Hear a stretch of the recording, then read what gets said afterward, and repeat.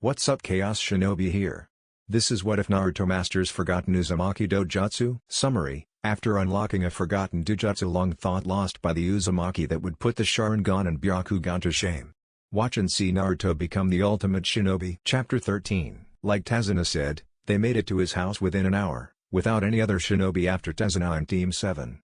So maybe Zabuza were the only ones who were hired to kill their client. Why couldn't this mission be a simple one? It was only supposed to be a C rank and now it was at a minimum of AA rank as long as no other missing nin were after their client. Once they made it home, Tazuna's daughter ran up to him and gave him a hug. She had long dark blue colored hair. She wore a short-sleeved pink shirt with the end of the sleeves and the collar being red in color. She also wore a long blue skirt. Tsunami, I'm okay. Thanks to these Konoha shinobi. Without them, I wouldn't have made it back, Tazuna said while he pulled back from the hug. Kakashi and Team 7 introduced themselves to the bridge builder's daughter who bowed and thanked the four. We have a room for the four of you upstairs, last door on the right. Why don't you all get settled in and relax? Tsunami will make us dinner. I'll send my grandson up to come and get you when the food is ready, Tazuna said with a smile as Team 7 nodded and headed upstairs of the house.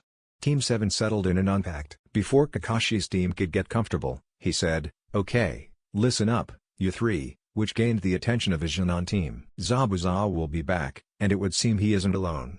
If I had to guess, we have about a week before Zabuza and that hunter nin will come back to try and finish the job. With that being said, we will have shifts who will guard Tazuna, and during that time, whoever isn't on shift, will be getting in some much-needed training. That means you too, Naruto, because he will be extra cautious of you now. Even though with your capabilities I still believe you are the better shinobi than Zabuza, but the only issue is that you lack the experience and patience. Something you must have when facing an opponent such as Zabuza or it will be your downfall. Sasuke and Sakura, you both have mastered the tree walking exercise thanks to Naruto, but now you two will master the water walking exercise. Granted, I don't believe it will take you both a week to complete it. So once you two are finished with the water walking exercise, I will show you both how to apply chakra to your legs and arms to increase your speed and power. Both Sasuke and Sakura nodded with determined looks. Kakashi was surprised he didn't get any pushback from Sakura. Maybe the seriousness of the situation on this mission changed her perspective a little. Now that he thought about it, he hadn't heard her squeal once over Sasuke, since the demon brothers tried to attack him and his team. Maybe this mission was good for all of them in the end, even though he'd prefer it was under better circumstances. But that was the life that they signed up for. Always expect the unexpected. And the way this mission has gone so far has been highly unexpected. Kakashi continued, "Now Naruto, I have something special in mind for you. You are just gonna have to wait and see." Kakashi finished with an eye smile. Naruto instinctively shivered. That couldn't be good. Hopefully, he didn't have to climb the side of a mountain with a boulder tied to him again, right? Right?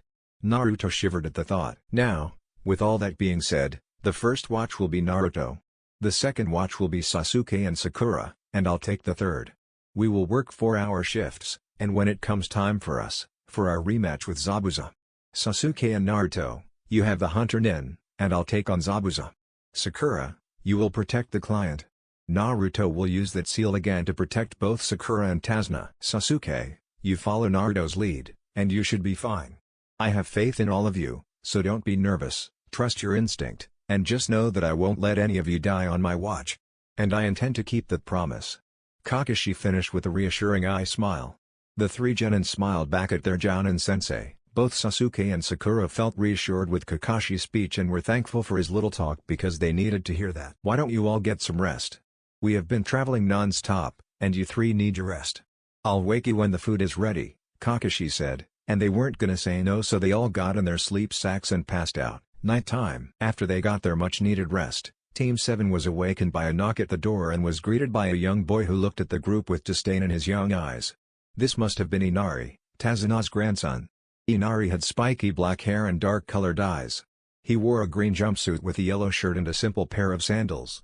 He also wore a blue and white striped hat. He looked to be 8 or 9 years old. "Food's ready," Inari said with a sneer. The group was taken aback by this, wondering what the hell crawled up his ass. Well, at least that was what Naruto thought. Inari left and went back downstairs before anyone could reply. The group looked at each other before they followed suit. "Sasuke, why don't you help him remove that stick out of his ass?"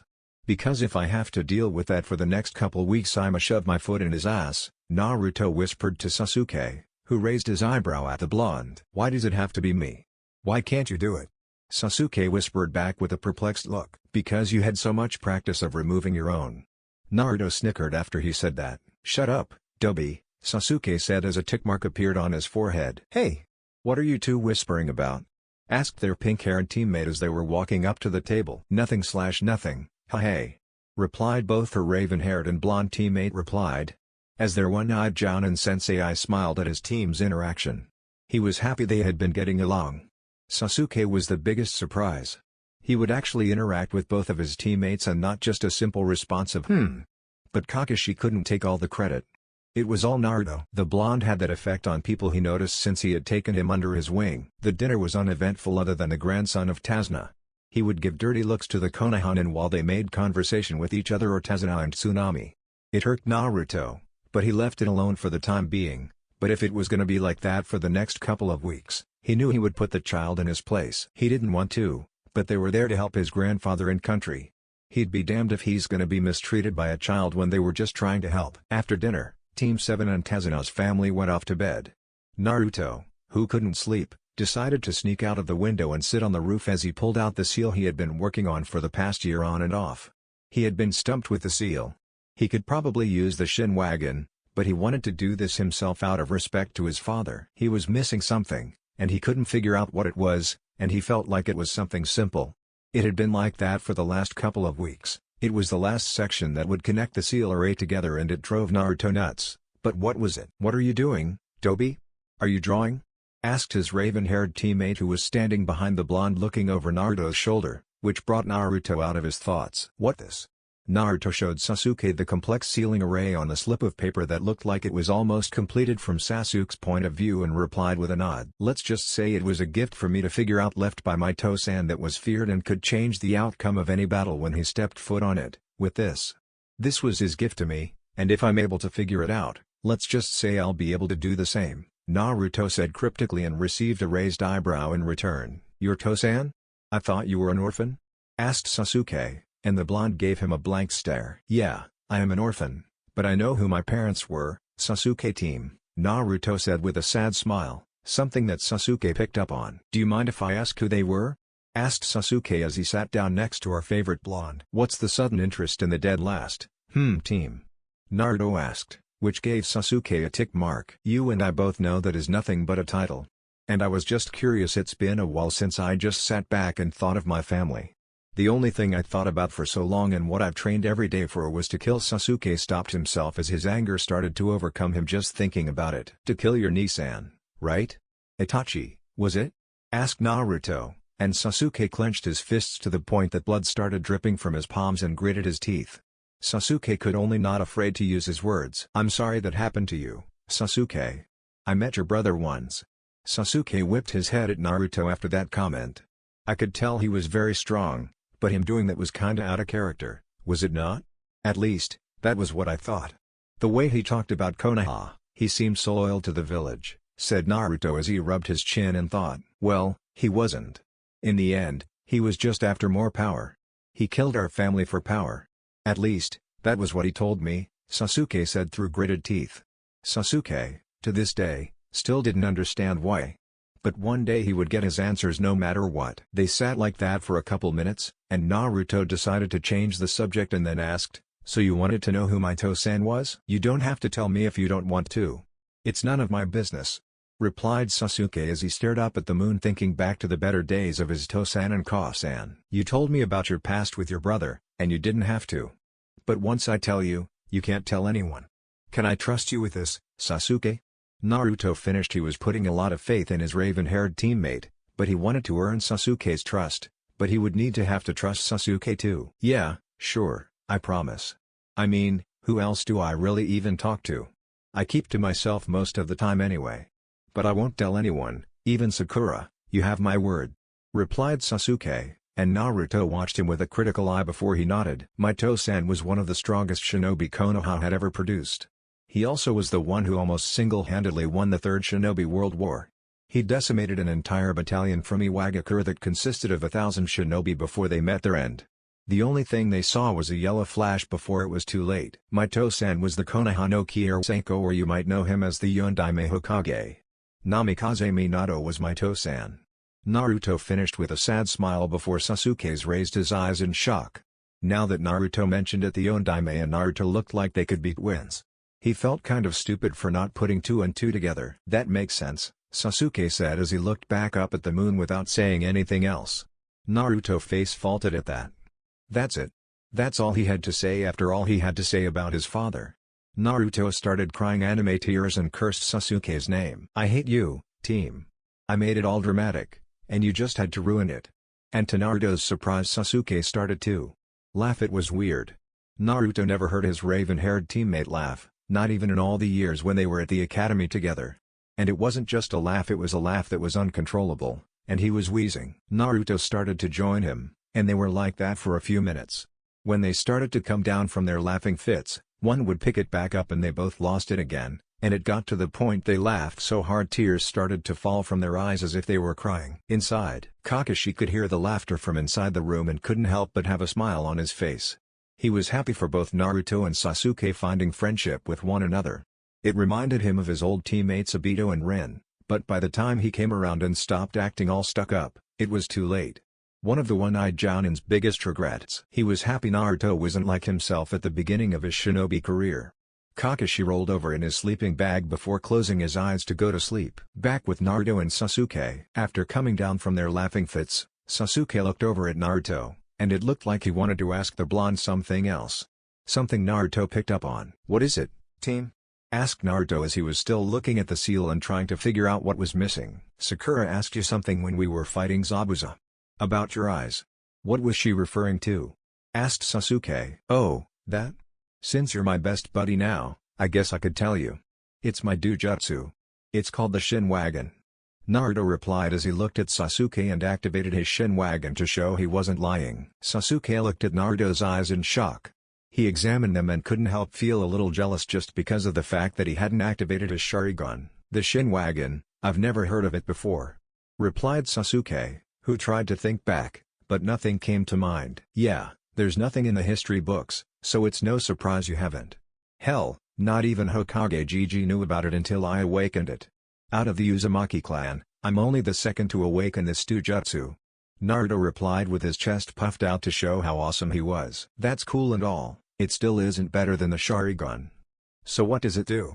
Asked Sasuke with a curious look on his face. Naruto looked over at Sasuke and only smirked and said, now that would be telling, wouldn't it, hey? Naruto finished and noticed Sasuke eyebrow twitching. I hate you, Dobi, said Sasuke with his eyebrow still twitching and only received a boisterous laugh in return. Sasuke couldn't help but join in. They were like that for another minute or so before Sasuke stood up to leave. Well, alright Dobi, keep your secrets, I'm going to get some sleep. Later, said Sasuke, and Naruto nodded before looking at the seal he was working on before putting it back in his cloak pocket. He was about to follow suit until he heard something. It almost sounded like someone was crying. Naruto left the spot he was sitting at and crept his way around Tezuna's house's roof until he peeked into a window that was on the opposite side of their room. He saw Inari on his hands and knees trying to cry quietly but failing miserably at it. Naruto noticed there was a picture in his hand but couldn't get a good look at it. He thought he heard Inari say something on the lines of "Why did you have to die, Tosan?" but he couldn't be too sure. But it would explain why he was acting like an ass towards them. Maybe an enemy shinobi was sent after him, like how they were being sent after Tazuna. This Gato fella was some piece of work. That man would have to die if this village wanted to go back to normal. Something Naruto would do without hesitation to get rid of that scum. Naruto looked back at Inari one last time before making his way back to his team's room and go to sleep himself. It was gonna be a long week, so he knew he needed his rest. The next morning, Naruto was guarding Tazuna on the bridge while the rest of Team 7 was getting some training in with their one-eyed sensei. Naruto's shift was getting close to being over, and during that time he was meditating. When he started his shift he was surprised to how many people were helping with the bridge, and it was much. This Gato fella must have scared the rest of the village because only a handful of villagers showed up. Something Tazuna wasn't happy about, but he understood. People had families and he didn't blame them for not putting them at risk. Good thing he had a whiskered blonde shinobi that he hired who didn't mind to help. After Naruto saw this, he created 100 cage bushins to help mitigate the losses he had for the people who didn't show up. And let's just say Tazuna was excited with all the extra set of hands. If the blonde gaki could keep this up, he could be done in half the time, if not sooner. He thanked Kami for this team. Maybe they weren't just a bunch of gakis after all. at least not Naruto. Soon enough, they would be out from under Gato's thumb, and his village could thrive again. Naruto felt the presence of Sakura and Sasuke, which they were both soaking wet. Well, Sasuke mostly, walked up both with a baffled look on their faces at all the blondes running around. They were either hammering the wooden boards into place to cutting wood and fetching the supplies back and forth to all the workers. It looked like they were working like a well-oiled machine with no hint of stopping anytime soon. The original Naruto stood up, patted himself down, and waved at the two. Before they could ask any questions, he shine away in a swirl of wind. Show off. Sasuke thought with a smirk as both he and Sakura looked on at all the Narutos and the workers' work. With Naruto arrived at his destination via sunshine and looked around the field he believed his sensei was at. He looked over at a tree and saw Kakashi perched up on a tree branch with his feet kicked up, reading his favorite book. "Yo, Kakashi-ni. So what is the training you got planned for me?" asked the blonde, getting his sensei's attention. With a snap of his book, he jumped off the tree branch and landed in front of Naruto. "Well, first things first, how far are you in the lighting manipulation?" asked the silver-haired shinobi. "I'm able to crinkle it, but it isn't fast enough like yours. I will probably get it done in about a week, if not sooner," replied Naruto as he picked up a leaf and was able to crinkle the leaf in about 6 seconds. "Yeah, I believe you are correct. But I think that's good enough with what I'm about to teach you. Granted, you don't need to master any of the first 2 steps of the lighting manipulation to learn this, it just makes it easier for you. Watch closely," said Kakashi as he went through hand seals slowly. Ushi, U, Saru, Tatsu, Ni, Tori, Ushi, Mi, Inu, Tora, Saru. Once Kakashi was finished, there was a high concentration of electricity emitted from his hand that sounded like birds criping. "This is the Chidori, Naruto. You've seen me use it before, but this is it up close. The only downside is that it'll give you tunnel vision, but for me to counteract that, I have the Sharingan. I believe you could do the same with your Shinwagon. This is my gift to you. It was my own personal creation, and the only time you should ever use this is against enemy shinobi you plan to kill. Do not use this against your comrades. I personally don't believe you would, but that is my only condition," said Kakashi as he released his Chidori, and it disappeared and saw Naruto with stars in his eyes and nodded. "This will be tricky for you, but I believe you will be able to learn it by the time Zabuza comes back. I'll need your help the most if the shit hits the fan while facing them and whoever else he brings. Now, once you start to see the lightning start crackling in your hand, apply a good amount of chakra, and it should flare to life. Once you start hearing the chirping, you will know when you have completed the Chidori properly," finished Kakashi as he reached into his kunai pouch, pulled out his book, and jumped back up to his spot on the tree he was at before. Naruto went through the hand seals, and once he finished, he only created a spark of electricity before it faded away. Naruto frowned at that, but getting an idea, he put his fingers in the cross formation and exclaimed, "Kage Bushin no Jutsu," and 20 Bushins of Naruto appeared in a cloud of smoke. "You know what to do. Let's complete this before the end of the week," exclaimed Naruto and received salutes in return before they all got to work. Of course he had to take the fun out of it and cheat using the Kage Bushins, but I don't blame him either. If he's going that route then he could probably finish the technique by tomorrow. Only time will tell, thought Kakashi as he lazily flipped a page of his book. Naruto continued his training and mastering the Chidori and didn't stop even when it reached nightfall. Kakashi left for his shift with Tazuna a few hours ago and he was still chucking away. Naruto was getting close to finishing up and he couldn't lie. Doing this for multiple hours took a toll on him and he was spent. He dismissed his Kage Bushins and got a little dizzy from all the information that he received back from them. He was about to make his trek back to Tazuna's house before he suddenly started to receive all the Bushins' memories from the bridge. He forgot about those, and with them going for the last 12 hours non-stop, it was a lot of information, and Naruto simply passed out in the field he was training in, with no one the wiser. The next day, early morning, a girl was walking through a wooden pasture before she reached where she was going. She wore her long hair loosely and wore a pink, sleeveless kimono, with pale red edges that were decorated with small plum-colored swirls that went to her ankles. Around her waist was a simple white obi tied in a bow, and she wore a pair of light brown sandals with dark straps. She also had a dark-colored choker around her neck and had a basket in hand. Once she reached her destination, she looked around at all the different plants as if she were looking for something in particular. But as she was looking, she noticed a younger boy who had blonde hair and was that Whisker Marks. She made her way over to the boy and bent down and took a closer look at him. He was wearing a Hittite with Konoha's emblem on it. She narrowed her eyes at that as she started to reach out with her right hand, and it looked like her hand was going for his neck. Before she even realized what happened, Her hand was grabbed with a firm grip, and cerulean blue eyes looked up at her. "I'm sorry, I didn't mean to startle you. I was about to try and wake you up.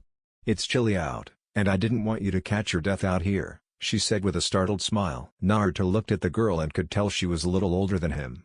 He was still a little groggy but was kind of surprised he didn't feel her presence sooner. Maybe he just overdid it yesterday. He looked at the girl sheepishly. "Sorry about that. Thank you for waking me. My name is Naruto." "What's your name?" asked the blonde as he sat up in a sitting posture, and Haku took a couple steps back before joining our favorite blonde. "It's nice to meet you, Naruto-san. My name is Haku. Are you a Konoha shinobi?" asked the now-named Haku, and Naruto nodded with a foxy grin while adjusting his hitite. "So you must be strong then?"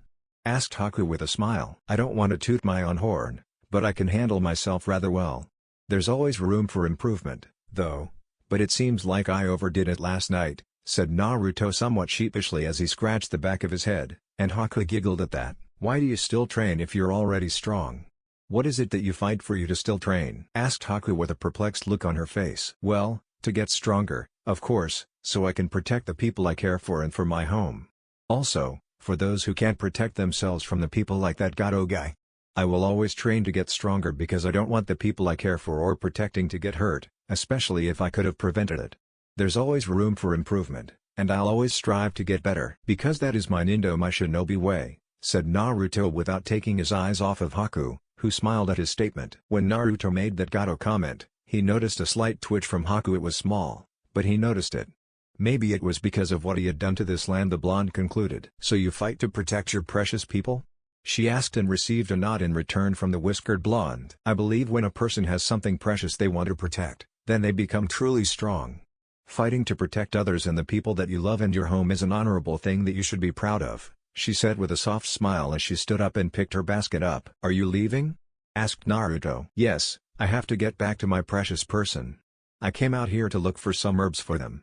He got hurt, so I was just looking for some to help speed up the recovery," she replied with a wave goodbye and started to walk away before turning back and saying, "By the way, Naruto, I'm a boy." Naruto had the eyes of saucers after that statement.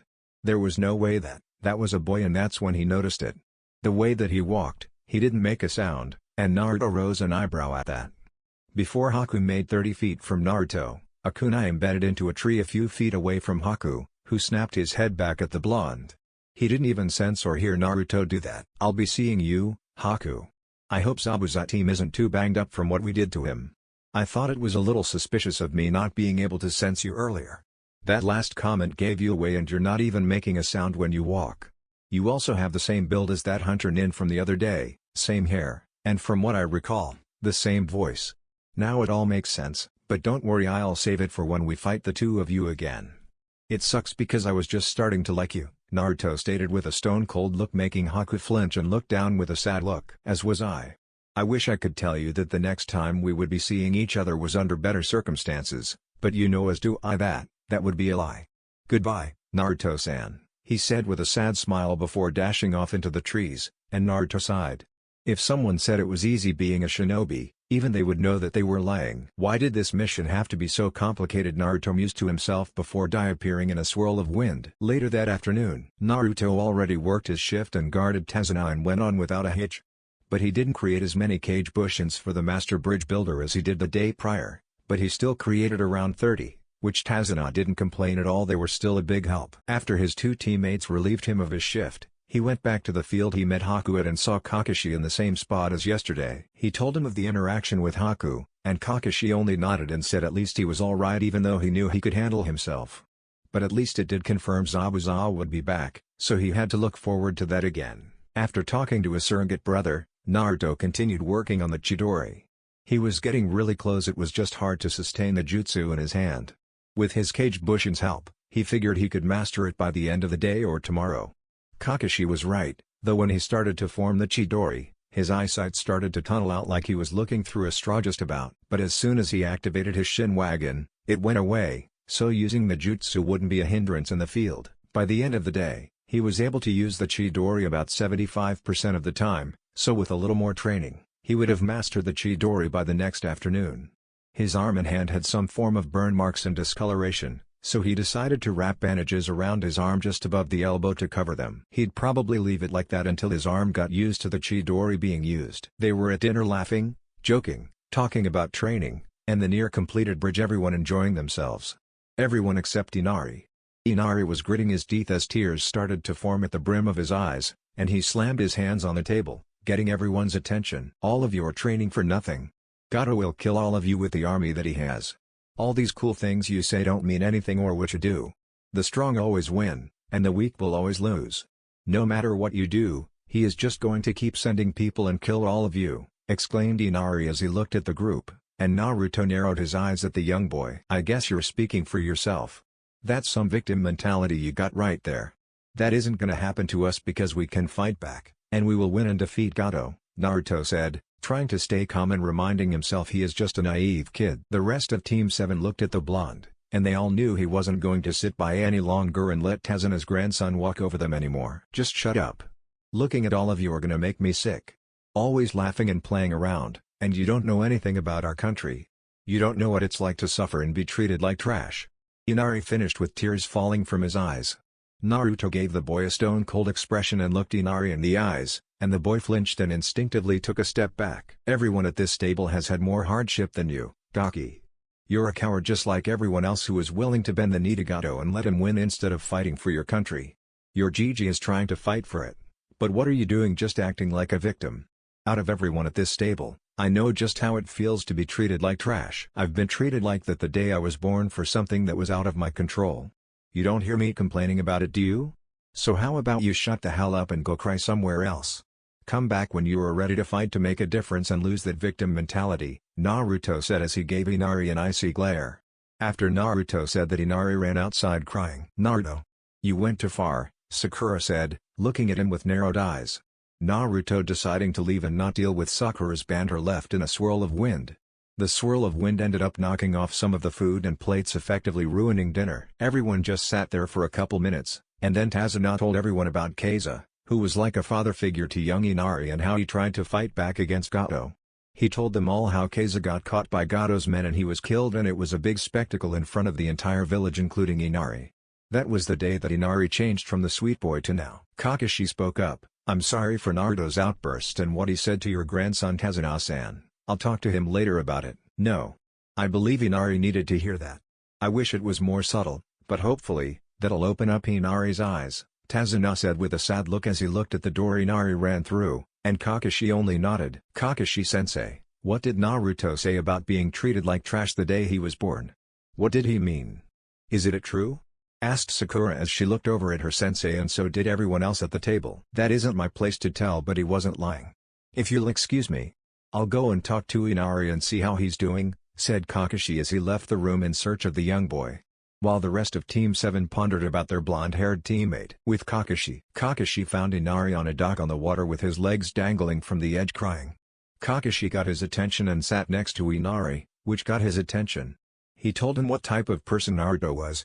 How he didn't have anyone, not even a mother or father or even a friend, growing up until Kakashi started to look after him. He was looked at as a pariah for something that was out of his control, and he was mistreated by the villagers, and Shinobi would stoop as low to try and harm him. Which shocked the young boy. How is he still so cheerful after all the things that happened to him? Asked the boy with a shocked expression, because that's who Naruto is. He never backs down, and he always fights back. One day, he will prove all of his doubters wrong.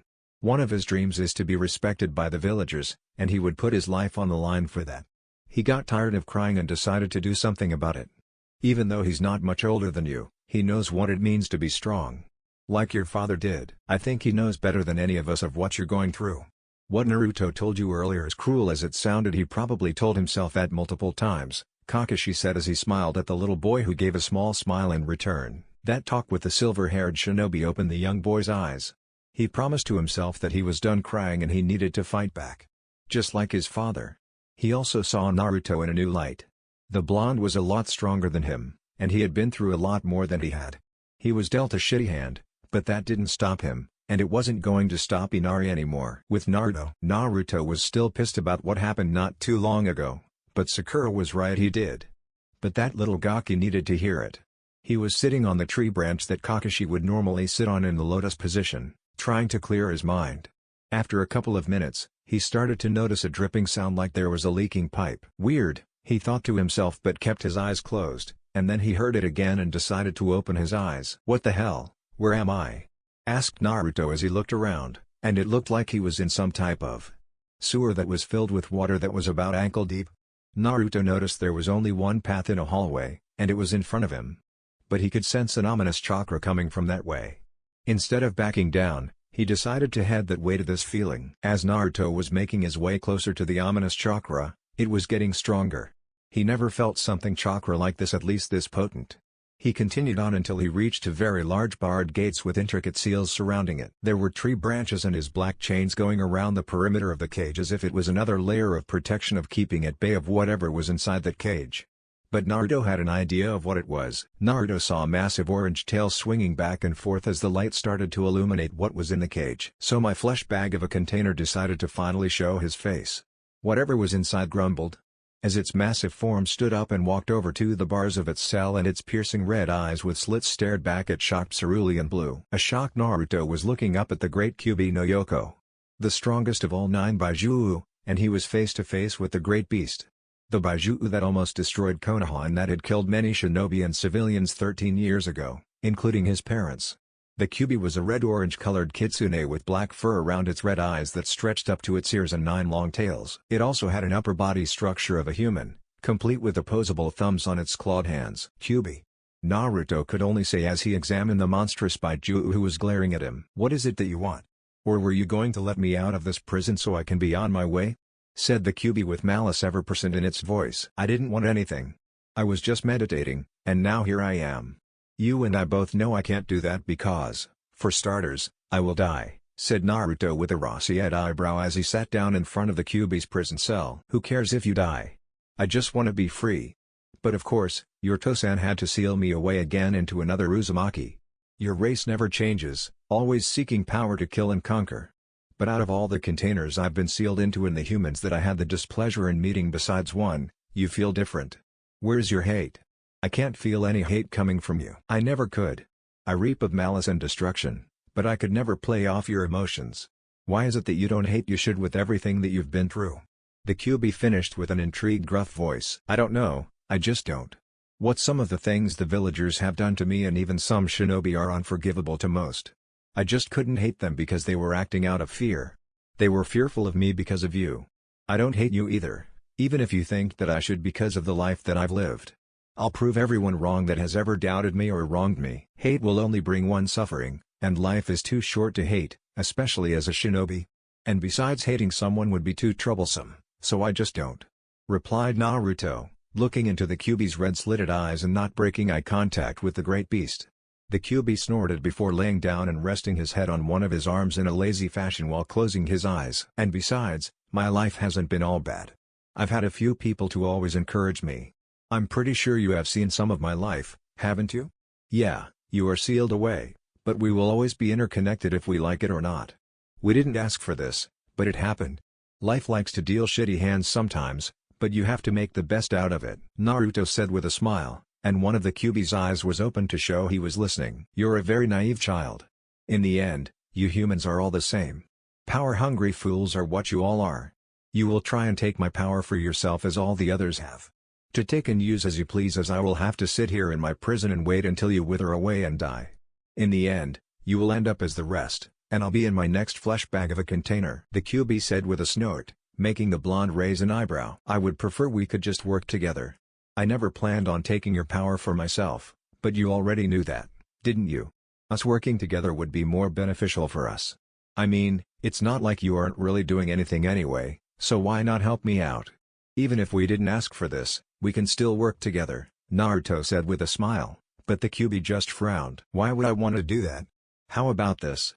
You rip that seal off and let me out so I can be free," the Kyuubi said with narrowed eyes, making the blonde just sigh before he had an idea. "How about we make a deal?" the blonde Jinchuriki asked, getting the Kyuubi's attention. "Speak," the great beast said, willing to listen to what the blonde had to say. "I'll probably live for about 85 years, maybe a little longer if I don't die out in the field. That isn't really long for you since you can live forever, I'm assuming. So how about this? Before I die, I'll set you free. But in return, you help me. So it's a win-win situation for you. And you have my word, said Naruto as he looked at the large kitsune with anticipation. You amuse me, child. And if I say no? Asked the Kyuubi as he pondered on what his container said. If you say no, the day that I die, you die with me. I'm pretty good with seals, as you know, so I'll figure out a way where you can't come back. The blonde said with a shrug of his shoulders. So it's an ultimatum then?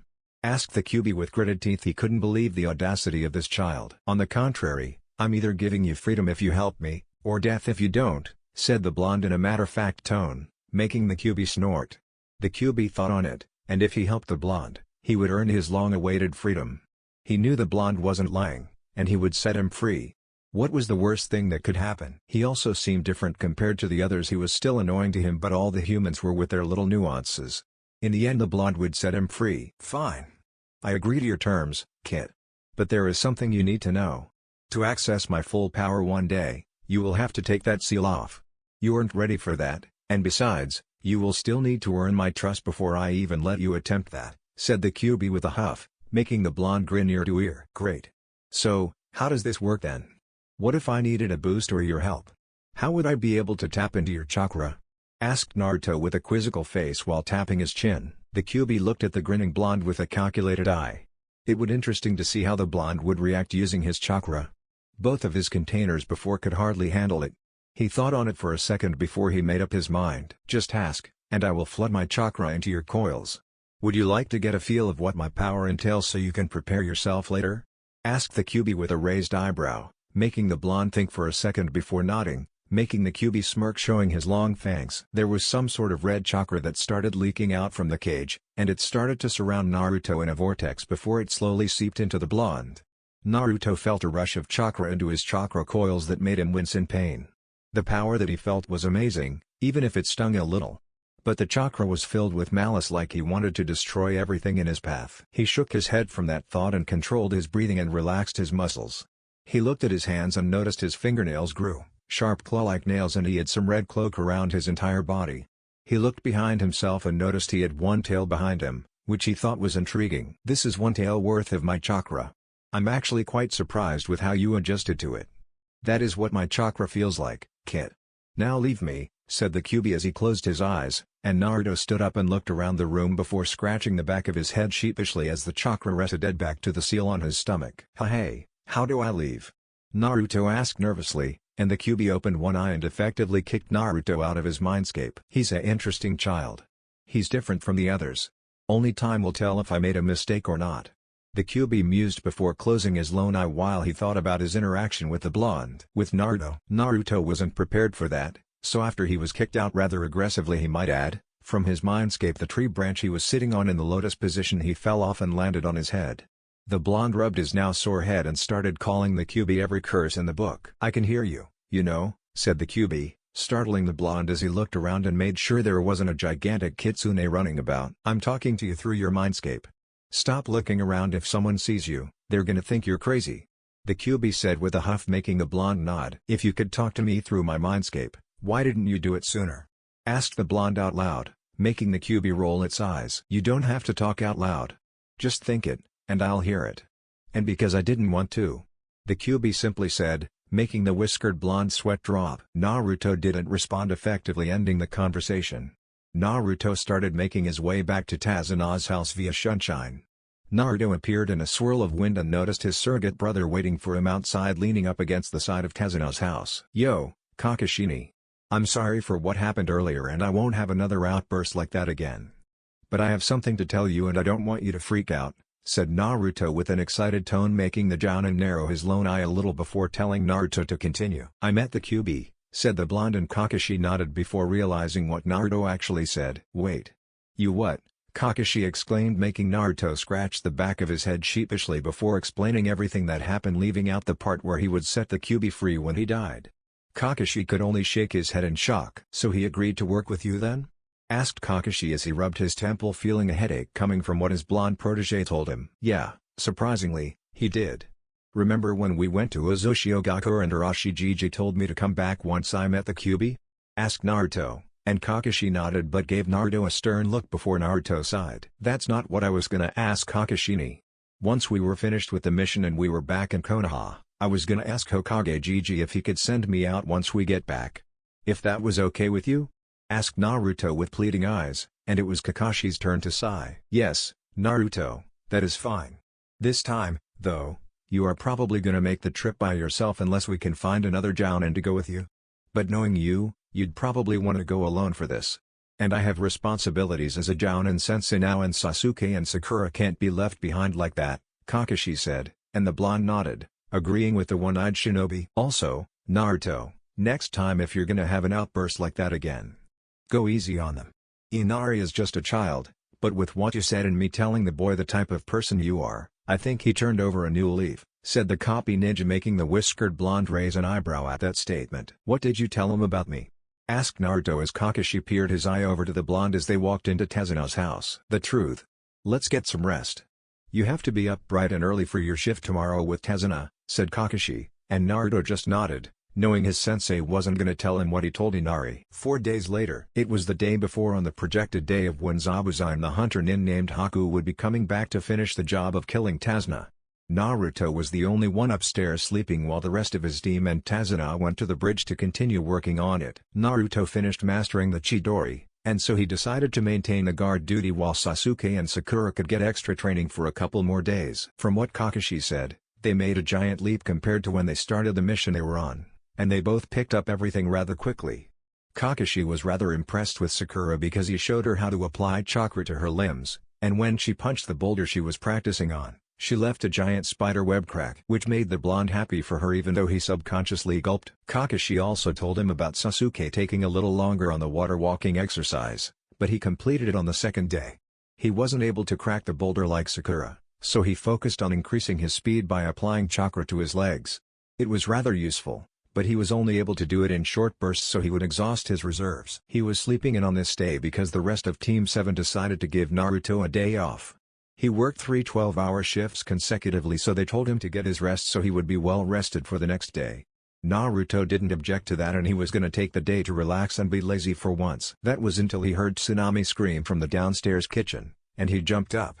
He grabbed his sword and dashed downstairs, and he saw Inari standing in front of his mother in a protective manner as there were 2 thugs with swords standing at the front door with sinister smirks. Look at this kid trying to protect his mother, haha. Let's just kill him and take the woman. Gato only told us to take one hostage to have leverage over the bridge builder. One of the thugs said, and the other nodded with a sinister grin. I don't think so. Everyone in the room snapped their heads to the stairs and saw our favorite blonde with a pissed off expression, making the 2 thugs laugh. It's just another kid. Oh look, he has a sword. What are you gonna do with that little guy? Why don't you put the katana down before you hurt yourself? One of the thugs said condescendingly, making the blonde smirk. Why don't you come and try and take it? Unless you're scared to? Naruto said mockingly as he waved the sword back and forth, egging on the 2 thugs, and it seemed to work as they both gritted their teeth. One thug charged Naruto with his sword over his head, and before he could swing his blade down to kill the blonde, Naruto disappeared and reappeared in front of the thug with his leg extended out, kicking the thug in the gut and sent him flying through the front door, shocking the second thug. Naruto looked over to the second thug and crouched down with his hand on his sheathed katana, and before anyone could react, the blonde disappeared and reappeared behind the thug with his sword unsheathed extended out. He resheathed his katana slowly, and once it made a click, a large gash appeared on the thug's chest before falling face first, presumably dead. Naruto summoned 10 cage bushins before Inari and Tsunami processed what just happened. You both go into town and stay safe. My bushins will protect you if the need arises. I have to go now. Good job on protecting your Kasan, Inari, but I'll take it from here, Naruto said. Before they could reply, the blonde disappeared in a swirl of wind. After Naruto was gone, both Inari and Tsunami ran out of the house, and they saw the first thug knocked unconscious laying on the ground. Inari, for the first time in a long time, had hope in his young eyes. Go get them, Naruto-ni, thought the young Inari with a smile on his face. With Team 7 on the bridge, Kakashi, along with his 2 genins and their client, just reached the bridge and noticed there was a mist surrounding the area. They looked around and noticed that Tezuno's workers were all laying around the bridge near the entrance, with senbons sticking out of their neck. Kakashi looked forward on the bridge and saw 2 figures, one with an exceptionally long sword. Zabuza, I see that you made a full recovery. You also brought that fake hunter nin with you, said the copy ninja, making the missing nin lift his kubi karabocho and rested it on his shoulder. Yeah, it would seem so, Kakashi. You and that blonde gaki with the Makuten did a number on me. Who would have thought that Konohagakure had another Makuten user? It's too bad he couldn't make it. I would have loved to cleave him in two. I guess once we are done with you three and the bridge builder, I'll pay him a visit," said Zabuza as he flared his killing intent with a sadistic grin even though you couldn't see it with the bandages covering his face. "Makuten, what is that, Kakashi-sensei?" asked the pink cat, but the question was ignored by her sensei. "Sasuke, you take the hunter nin. Take your time, because you can afford making mistakes with him or you will be killed. Do not hesitate if you see an opening. Sakura, you stay with Tazuna and whatever you do not leave his side no matter what." "I have Zabuza," said Kakashi as he lifted his Hitai up revealing his Sharingan eye. "What about Naruto? What about our plan that we made?" Sakura asked, nerves ever present in her voice. "Plans change, Sakura. Naruto will be here and once he does he will know what to do. Sasuke, if you can't defeat the hunter nin, try to stall. Trust your instincts." Finished Kakashi and Sasuke nodded in return with a smirk on his face. "I'll be able to defeat him. Don't worry, Kakashi-sensei," said Sasuke drawing a kunai as he finished, and Kakashi did the same. The mist started to get thicker, but Team 7 were still able to see the two figures before Zabuza dashed forward along with his protege and Kakashi and Sasuke followed suit. With Kakashi, Zabuza swung his blade overhead intent on cutting the one-eyed shinobi in half. Kakashi dodged to the left before kicking the missing nin in the stomach, sending Zabuza flying back a few meters before righting himself midair and landing in a crouch.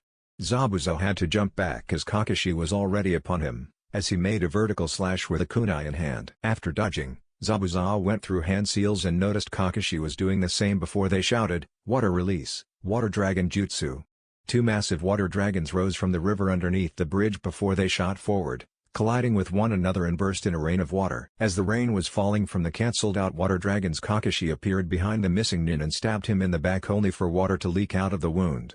Zabuza bursted into water before the original appeared behind Kakashi and cleaved him in two only for the copy ninja to turn into water. Zabuza brought his blade up and blocked a slash from the copy ninja with his Kubi Karabocho and pushed the Sharingan-wielding ninja back a few meters. The two shinobi eyed each other before Zabuza stabbed his sword into the bridge with a grin. "That Sharingan is gonna be a problem. Good thing I have something to counteract that, hey," said Zabuza before going through a couple of hand seals, and the mist started to get thicker to the point Kakashi couldn't see 5 feet in front of him. "Here, I thought you were gonna face me, face to face. I guess I was wrong," said the copy ninja as he raised his kunai just in time to block the massive sword of Zabuza. "Yes you were? I have the advantage inside this mist. Silent killing is my speciality after all." Zabuza echoed throughout the mist, making it so Kakashi couldn't pinpoint his location. "I hate this jutsu. I can't see anything, which makes my Sharingan useless. There has to be something I can do," Kakashi mused to himself before ducking underneath an overhead slash of the missing nin. The deadly game of cat and mouse had just begun. With Sasuke. After Sasuke rushed forward to meet his adversary, they met with steel meeting. Eyes. Sasuke was shocked the hunter nin was using ice as a sword but got over it as the mask-wearing shinobi tried to stab him. Sasuke jumped back before throwing a handful of shuriken only to be met by senbons, only for one of them to get by and pierced Sasuke in the leg. Sasuke grunted in pain and plucked the senbon out of his leg and ducking underneath the ice weapon of his enemy. Sasuke and the hunter nin fought back and forth to try and get a feel for the other and to see if the other would make a mistake.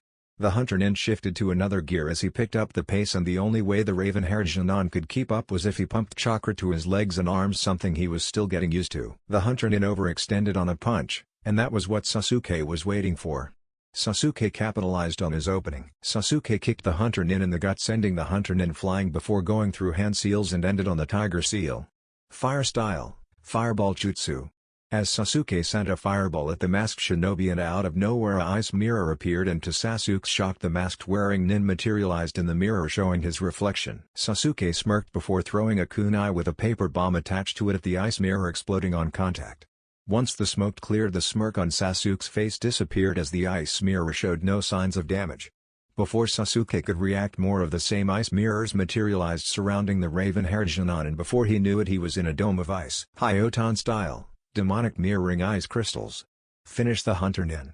Sasuke darted his eyes back and forth between the mirrors, trying to figure out where the masked nin would attack from. Each mirror showed a reflection of the hunter nin as the masked shinobi pulled 3 senbon out and launched them at the Konoha Jonan. Sasuke was surprised when multitudes of senbon started raining down upon him. Sasuke tried to dodge as many as he could, and to his surprise, it almost seemed like the senbon started to slow down, and he could even predict on their intended targeted area. He wasn't fortunate enough to dodge every single senbon as he had half of a dozen land true on his person. Sasuke grunted in pain but stood standing, not letting the senbons deter him from the task at hand. Sharingan? No wonder you were able to dodge so many. But it matters not. Your defeat was cemented as soon as I trapped you in here with me. There is nothing you can do. Give up, said the hunter nin, and saw that Sasuke smirked in defiance and prepared himself for what was to come next. So be it, said the masked shinobi, releasing dozens upon dozens of senbons at Sasuke, who started blocking them with his kunai only for a couple more to hit their marks on the young Uchiha. With Naruto appeared in gust of wind in front of the bridge only to see the thick mist as before when they faced Zabuza 6 days prior. Naruto dashed forward and put his hands in the cross seal. 4 copies of the blonde appeared in a puff of smoke. They located Tazuna and a worried-looking Sakura, and before they could say anything the Bushins surrounded the two before erecting the same barrier they made before. Naruto saw a small glint in the distance and dashed forward towards it before coming to a dome of ice. Mirrors and squeezing through. Naruto surveyed the area, and one of the things he noticed was Sasuke barely standing up on his 2 feet. Sasuke had dozens of senbons sticking out of his body. Naruto appeared next to Sasuke and placed a hand on his shoulder, startling the raven-haired shinobi. Sasuke turned and looked Naruto in the eyes, and Naruto noticed that Sasuke awoke in his Sharingan. He must have been pushed to the limit to awaken them. What took you so long, Dob? He was cut off as the raven-haired boy passed out and fell into Naruto's arms. Naruto gritted his teeth and picked Sasuke up, and threw him over his shoulder. Naruto disappeared from view in a burst of speed, shocking Haku, who couldn't react in time. Naruto appeared beside the barrier with Sasuke before laying down the unconscious Uchiha. Sasuke-kun. Is he dead? The pink cat screeched, making Tazuna wince from the loud outburst of Sakura. He's only knocked out, Sakura. I'm going back to finish off that hunter nin, Naruto said as the barrier deactivated and appeared once again. But this time Sasuke was inside, and Sakura rushed over to him and placed the raven-haired Uchiha's head gingerly in her lap. Naruto unsheathed his katana as he started making his way back to Haku. He didn't have to go far since Haku deactivated his ice mirrors and met him face to face. Naruto activated his Shinwagon as Haku started creating a sword made of ice. Naruto's eyes started glowing, and the whirlpool in his eyes was spinning as his eyes took everything in from the simple jutsu Haku just showed him. Naruto saw how Haku mixed both water and wind affinities in perfect synchronization to create the sword of ice. Naruto, wanting to test it out if what Arashi said was true, and started mixing both affinities the same as Haku did, and to his delight a sword of ice appeared in his left hand, making the blonde smirk, leaving the hunter nin stunned. How? Are you a part of the Wayuki clan? Asked a shocked Haku, making the blonde smirk. No, Haku, I'm not. Let's just say copying Kekkei Genkai is my specialty. Long story short, if I master the first 2 steps of the elemental affinities, I can copy the Kekkei Genkai at will and use it just as powerful as the initial user. But if I don't have them mastered, I wouldn't be able to, said Naruto as he twisted his katana and the sword of ice in his hands in a reverse grip, preparing himself to face the ice user. The Hyoton user shook off his shock as he had to bring up his blade just in the nick of time to block Naruto's katana. Haku had to shift to his left to dodge the ice blade that would have stabbed him in his gut. Naruto did a spinning back kick, and Haku had just enough time to bring his hands up in an X to block. Haku skidded back a few feet before he had to backflip away to dodge Naruto again before going through hand seals, and to his shock, Naruto was performing the same. Hyoton release, 1,000 flying ice needles of death. They both proclaimed as long ice needles formed all around both shinobi. They shot all the ice needles at each other, but they cancelled each other out in a shower of ice. Stop copying me, exclaimed a frustrated Haku, which was out of character of the more stoic teenager. Why would I do that? Asked a smirking blonde, and Haku went through more hand seals, and like before, a dome of ice mirrors appeared all around the blonde. Haku materialized into one of the mirrors as the blonde couldn't control the full-on grin that graced his face as he dodged the onslaught of senbons that came his way and deflected the rest with his 2 blades. You know I can do the same now, right? Asked the blonde with the same grin ever present on his face, only for Haku to tilt his head in confusion. The confusion turned into shock after the realization hit Haku. Don't worry. I don't know what will happen if I try to get in the mirrors with you. Besides, I'd like to see what this jutsu can do firsthand. You better hurry because you are running low on chakra. From what I can tell as well is that this jutsu eats away a lot of your reserves. So you better hurry, Naruto said with a smirk, griping his blades firmly as 8 black chains shot out of the bridge surrounding the blonde in a circle evenly spread out from each other. Haku didn't respond as the onslaught of senbons were being thrown at the blonde from every direction. The black chakra chains started whipping around his person, knocking the majority of the Shinbans away from Naruto harmlessly to the ground. Naruto spinning both blades in circular motions, blocking the remaining Shinbans that got past his chains. Haku, not believing what he just witnessed, continued throwing the remaining senbon he had, to try and neutralize the blonde, but to no avail. It didn't matter what he did.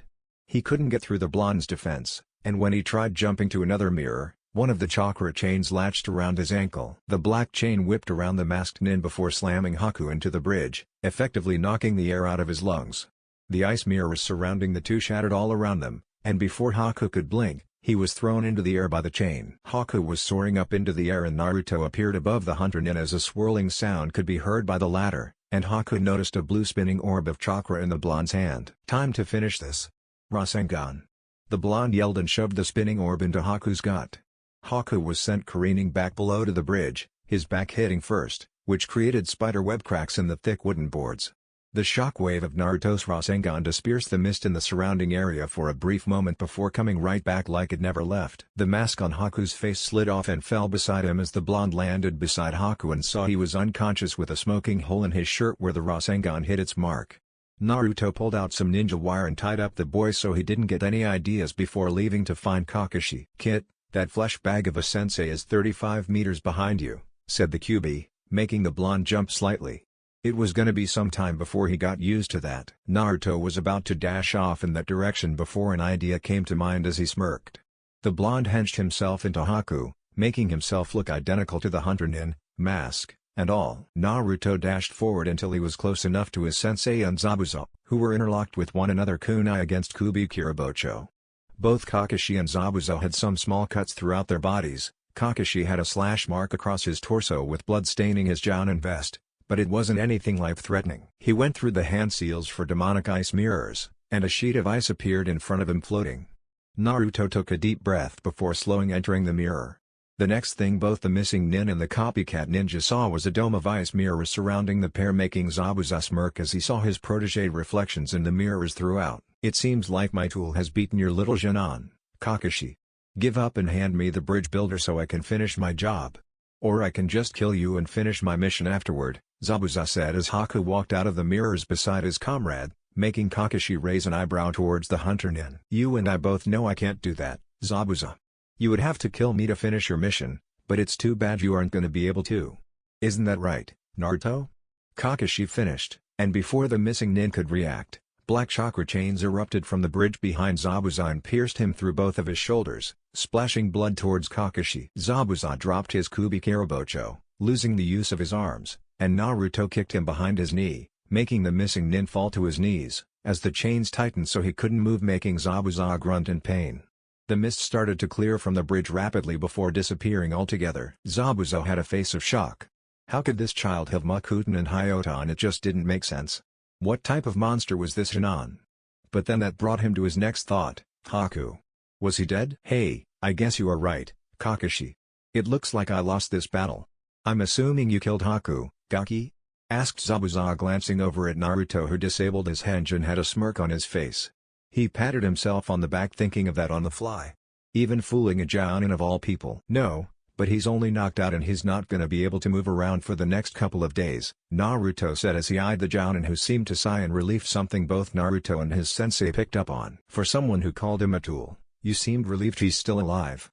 All this bravado you give off isn't fooling anyone. You care for him, don't you, Zabuza-team?" asked the blonde, making the missing nin narrow his eyes. "I don't think it really matters what I feel given the situation I'm in, Gaki.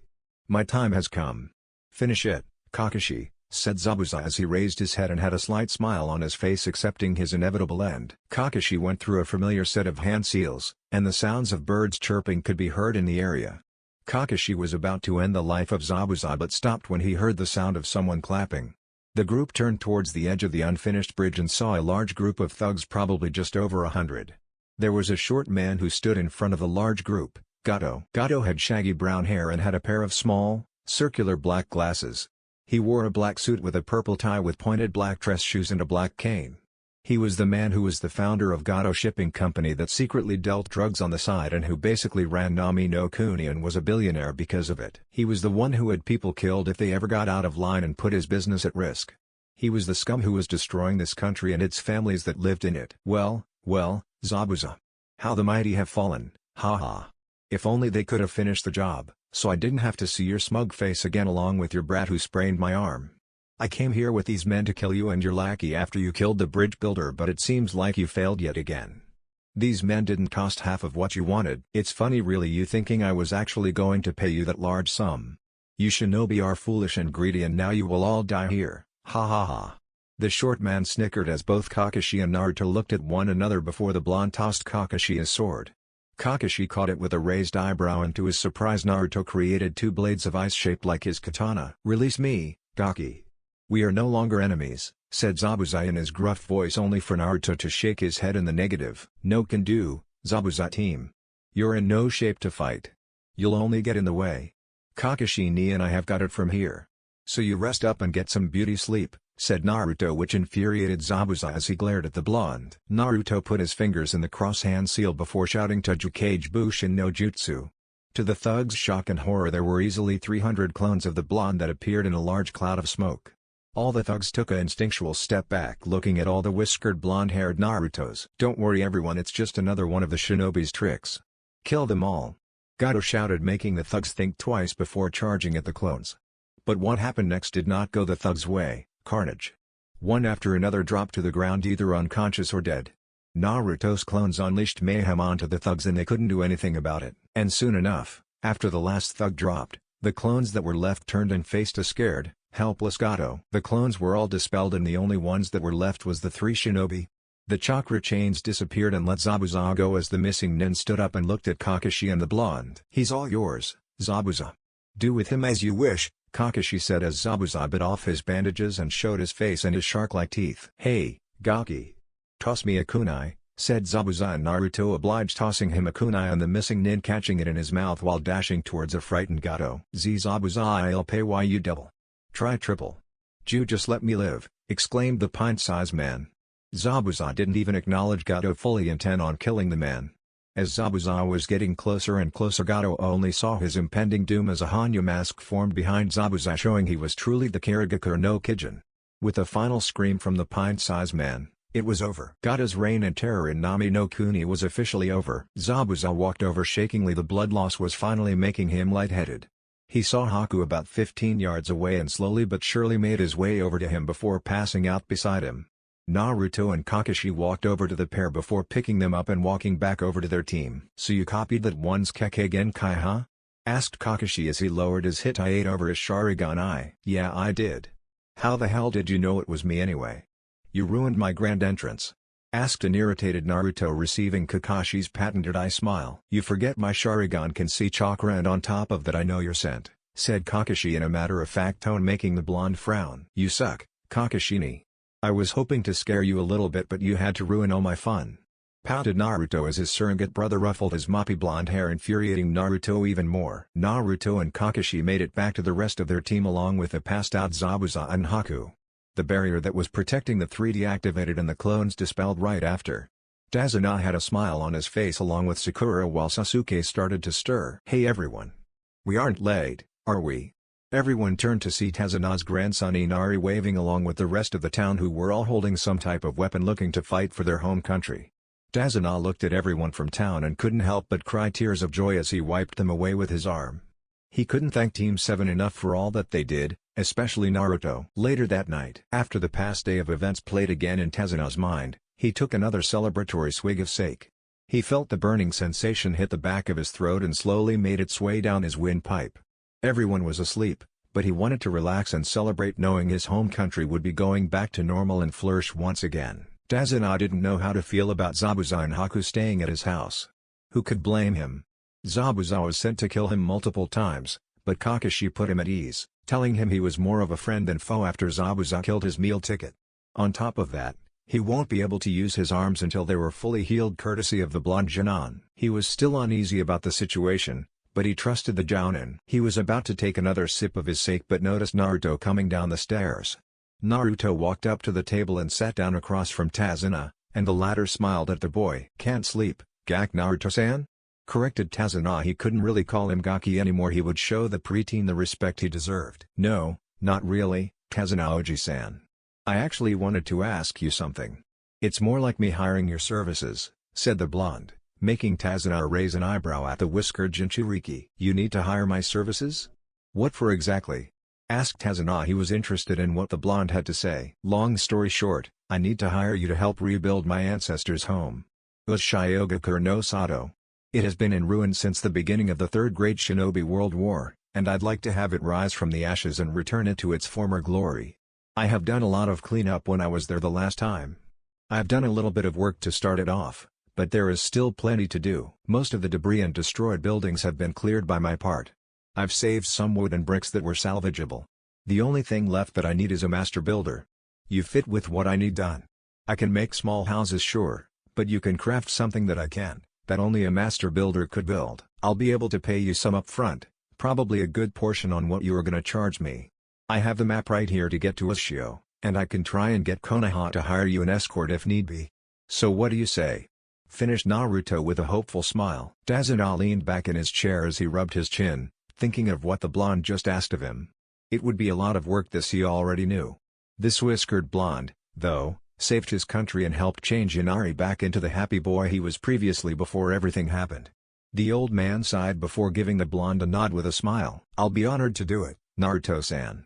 We will need a lot of supplies, wood, and the such. I'll be able to start sometime next month and can give you a time frame on when it could be finished once I see what I have to work with. I don't think it would be a problem, especially if you loan me some of those bushins you lent me on the bridge before. I can send in a submittal with the Hokage on when I will need a long-term escort, Tazuna said with a smile before pulling out another shot glass and pouring some for Naruto and putting it in front of the confused blonde. No offense, Tazuna Oji-san, but I don't think I'm old enough yet for that, said Naruto with a raised eyebrow, which elicited a laugh from the old man. So you're old enough to kill, but not drink a little sake? We just agreed to terms on a deal. This is a part of the deal. So drink, Tazuna said as he lifted his shot glass in front of Naruto. The blonde picked it up and clinked their glasses together. Naruto watched the old man tap it on the table before throwing back the shot and drinking it. Naruto did the same. Naruto started coughing from the burning sensation at the back of his throat. Do people actually drink that? What the hell was wrong with people? It tasted horrible. Tazuna laughed after he saw the blonde's face and said, when you get older, you'll like it a lot more. Why don't you try and get some sleep, Naruto? We still have a bridge to finish.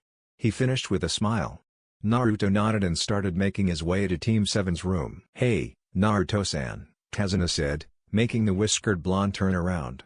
The bridge builder continued, thank you for everything you and your team have done for my family and country. We will forever be in your debt as well as Konoha's. Of course. You and your country don't owe us anything, though. Next time, just pay for a higher ranking mission, though hee. Naruto laughed. Tazuna did the same and nodded at the blonde. Naruto retired for the night and Tazuna did the same not too long after the blonde. 1 week later, Team 7, along with Haku and a bandaged-up Zabuza whose arms were in slings. They were in front of the newly built bridge of Nami no Kuni. All the villagers and Tazuna and his family said their goodbyes to the team that saved their country. Naruto ruffled Inari's head, which made the boy smile as the rest of the team said their goodbyes. The 6 started walking away as they started to talk amongst themselves. So what are your plans now, Zabuza? Kakashi asked looking at the missing nin which gained his attention. Haku and I will play it by ear. Gonna have to wait a while until my arms heal thanks to that gaki of yours, Zabuza said narrowing his eyes at the blonde who sheepishly scratched the back of his head who chuckled nervously. Why don't you just come with us to Konoha? We could put in a good word for you even if you tried to kill us. I know Hokage Gigi would love to have another powerful shinobi in his ranks. What else do you all have to lose? It's not like you are committed to a village or anything and you would have a place that you could call home. Naruto said looking over at the two who pondered on what the blonde just offered. Naruto, you can't just go offering that without discussing it with the Hokage. But he does have a point. He would probably put you on probation for a set period of time until he deemed you trustworthy enough. You can also do as many missions as your heart desires, said Kakashi looking at Zabuza who seemed to be deep in thought. What do you think, Haku? Should we? Asked the gruff voice of Zabuza as he looked at his protege. It would be nice, Zabuza-sama. We wouldn't be on the run anymore and we would have a place that we can call home, said Haku making the missing nin sigh. Sure, why not, Zabuza said and the blonde grinned ear to ear. So we are just gonna bring them with us, Kakashi-sensei? Asked Sakura with a concerned face making her Jounin-sensei smile at her. Yes, Sakura, said Kakashi and left it at that. Naruto turned to Sasuke, which gained the raven-haired Genin's attention. "How are you feeling, team? I saw that you awakened your Sharingan finally. I know you have got to be excited for that," said the blonde as the Uchiha smirked. "Yeah, I'm not feeling as sore as before, and yeah I am. It's about time that I did," said Sasuke with a smirk, making the blonde laugh. The group talked between each other as they made their way back to Konoha. The mission was completed. The mission was more than they expected, but in the end they made new friends and enemies that became possible comrades. It's funny how that works. Back with Tazuna. Tazuna and his family along with the villagers watched the group of 6 fleeting forms in the distance. Tazuna hasn't felt this happy in a long time. Today marked a new day for his country and he couldn't wait to see the fruits of their labor of what's to come. He was brought out of his thoughts when someone asked, "What are we going to name the bridge?" "What about the Great Tazuna Bridge, haha," he said with a laugh, making his daughter roll her eyes at him. "Kosan, we aren't naming it after you," she said, but couldn't help the smile that graced her face at her father's antics. "And why not? I'm the one who built it," he said with a grin, making her sweat drop and a good portion of the villagers. "What about the Great Naruto Bridge?" said Inari with a smile as everyone looked around between each other and all of them kinda agreed with the boy. "The Great Naruto Bridge, huh?" said Tazuna as he looked in the distance and saw the blonde who was smiling and laughing. "I like that. So do we all agree then?" asked Tazuna and received nods in return as he smiled happily along with his family. "The Great Naruto Bridge it is then." Team 7, along with Zabuza and Haku, made it back to Konohagakure no Sato after a few hours of travel. They made it to the front gates before being stopped by a couple of familiar chunins named Hagane Kotetsu and Kamazuki Izumo. Kotetsu had long spiky, black hair, and dark eyes. He had a strip of a bandage running across the bridge of his nose and a light-colored marking on his chin. He wore the standard attire of a Konoha shinobi, complete with a hitayate and the standard chunin vest. Izumo had brown hair and dark eyes. His hair is combed down and always covers his right eye. He wore his hitayate like a bandana along with the standard Konoha shinobi outfit, which goes all the way up to his chin, and the standard chunin vest. Izumo and Kotetsu were best friends, and they were always inseparable, and they were kinda funny, to at least Naruto. That was what the blonde thought. "Halt. Kakashi-senpai, do we need to call Ibuki-san for these two?" asked Kotetsu as he narrowed his eyes at the missing nin along with Izumo. "No need you to. Surprisingly, he wants to try and join Konoha's ranks. We are taking him directly to Hokage-sama after we leave here," said Kakashi, making the two chunins look at each other with raised eyebrows. That rarely happened. Why would he want to do that, and who is the girl with them? "I'm assuming the girl is with him as well? Is she trying to join with him?" asked Izumo. The blonde just snickered at what the chunin said. "What's so funny, blondie?" asked Izumo with a confused look, making the blonde snicker even more. "Well, she is a boy, he," said Naruto, making the two chunins' eyes widen the size of dinner plates, shocking them both after Haku nodded, basically saying what the blonde said was true. The 6 shinobi started walking away, leaving the two baffled chunins behind who watched them leave. "There is no way that is a boy. What do you think, Izumo?" asked Kotetsu, and Izumo could only agree with his comrade. With Team 7, as they were walking through the village, most of the villagers gave strange looks towards the group. Well, they were directed at Zabuza with both of his arms in slings, courtesy of our favorite blonde. Something the missing nin was gonna get back at him for. He didn't know what exactly, but he'd figure something out. Zabuza, along with Haku, saw those same strange looks they were receiving turned into glares, but they weren't directed at them but Naruto. They wondered why they were glaring at the blonde, but they left it alone for the time being. They weren't the only ones who noticed the glares. Sasuke and Sakura also noticed the glares directed at their teammate. They both thought back of what he said when he yelled at the boy Inari. Was what he said really true? Why did they hate the blonde so much? It couldn't be because of the pranks that he did, was it? It couldn't be. While yes, the pranks were kind of annoying, but that wouldn't be enough to justify the looks he received from them. Sakura was about to ask before she stopped herself. She looked at her blonde teammate and noticed how he had just had the biggest grin, showing he was unaffected by the glares he was getting. How could he just not care? Why was it that she just started noticing it now? These were questions she asked herself that went unanswered, but in time, they would be. Sasuke kind of gritted his teeth from all the glares directed towards the blonde. Naruto wasn't that bad, and he was a good person. He didn't deserve the looks that he was receiving, and it pissed the Uchiha off. If it was a month ago, he probably wouldn't have cared, but the blonde had been helping him get stronger, and they actually became good friends, especially after the mission they just had. He would ask the blonde about it but left it alone for now. Kakashi saw everyone noticed all the glares and he only sighed. He wished the villagers would get it through their thick skulls that Naruto wasn't the QB. In time though he knows that Naruto would change their minds on what type of person he was. They all continued towards the Hokage Tower to report to the Hokage on their completed mission. 20 minutes later, Naruto and his team, along with Zabuza and Haku, were standing in front of the Hokage and already informed him of the completed mission along with Zabuza and Haku's interest in joining Konoha. The old Hokage rubbed his temples, trying to get rid of the headache that threatened to split his head in two. Of course, Naruto would offer them a place to stay. Why am I not surprised, thought Hiruzen, looking at the group who stood in front of his desk. Naruto, next time, be mindful of the ramifications this could possibly make, especially since he is a missing nin of another village, started Hiruzen with a stern look at the blonde who only nodded. But, with what's happening in Mizuno-kuni, I don't think it'll be a problem. So with that being said, Hiruzen opened a drawer in his desk and pulled out 2 hitaites that had a red cloth instead of the standard blue and black color and tossed them to the 2 shinobi. Haku caught his only for Zabuza's to hit him in his chest and fall to the ground. Everyone looked at Zabuza, whose eyebrow was twitching slightly, making the blonde laugh hysterically, only for Haku to pick it up and tuck it into one of Zabuza's slings. The rest of the group had sweat drops and Hiruzen had a apologetic look. I'm sorry about that, Zabuza-san. Once you leave here, Kakashi-san can take you to the hospital and see if they can heal your arms as good as new. The hitaites that have been given to the both of you, I'm sure you can tell they are a little different compared to the rest. You two will be on probation for the next 6 months. After the 6 months are up, I'll evaluate your files along with the comrades you will be working alongside in the field. Once it's been concluded that you are trustworthy enough, I will give you the standard color of blue or black. If I hear of any type of insubordination from either of you two, you will be stripped of being a shinobi for Konohagakure no Sato, along with Konoha turning you into Mizuno-kuni to collect your bounty. Do I make myself clear? Finished Hiruzen with a stern gaze at the 2 new Konoha shinobi. Hi Hokage-sama. They both said in unison, making the Hokage nod while digging into another drawer in his desk, producing a scroll. This scroll contains the standard Jounin attire.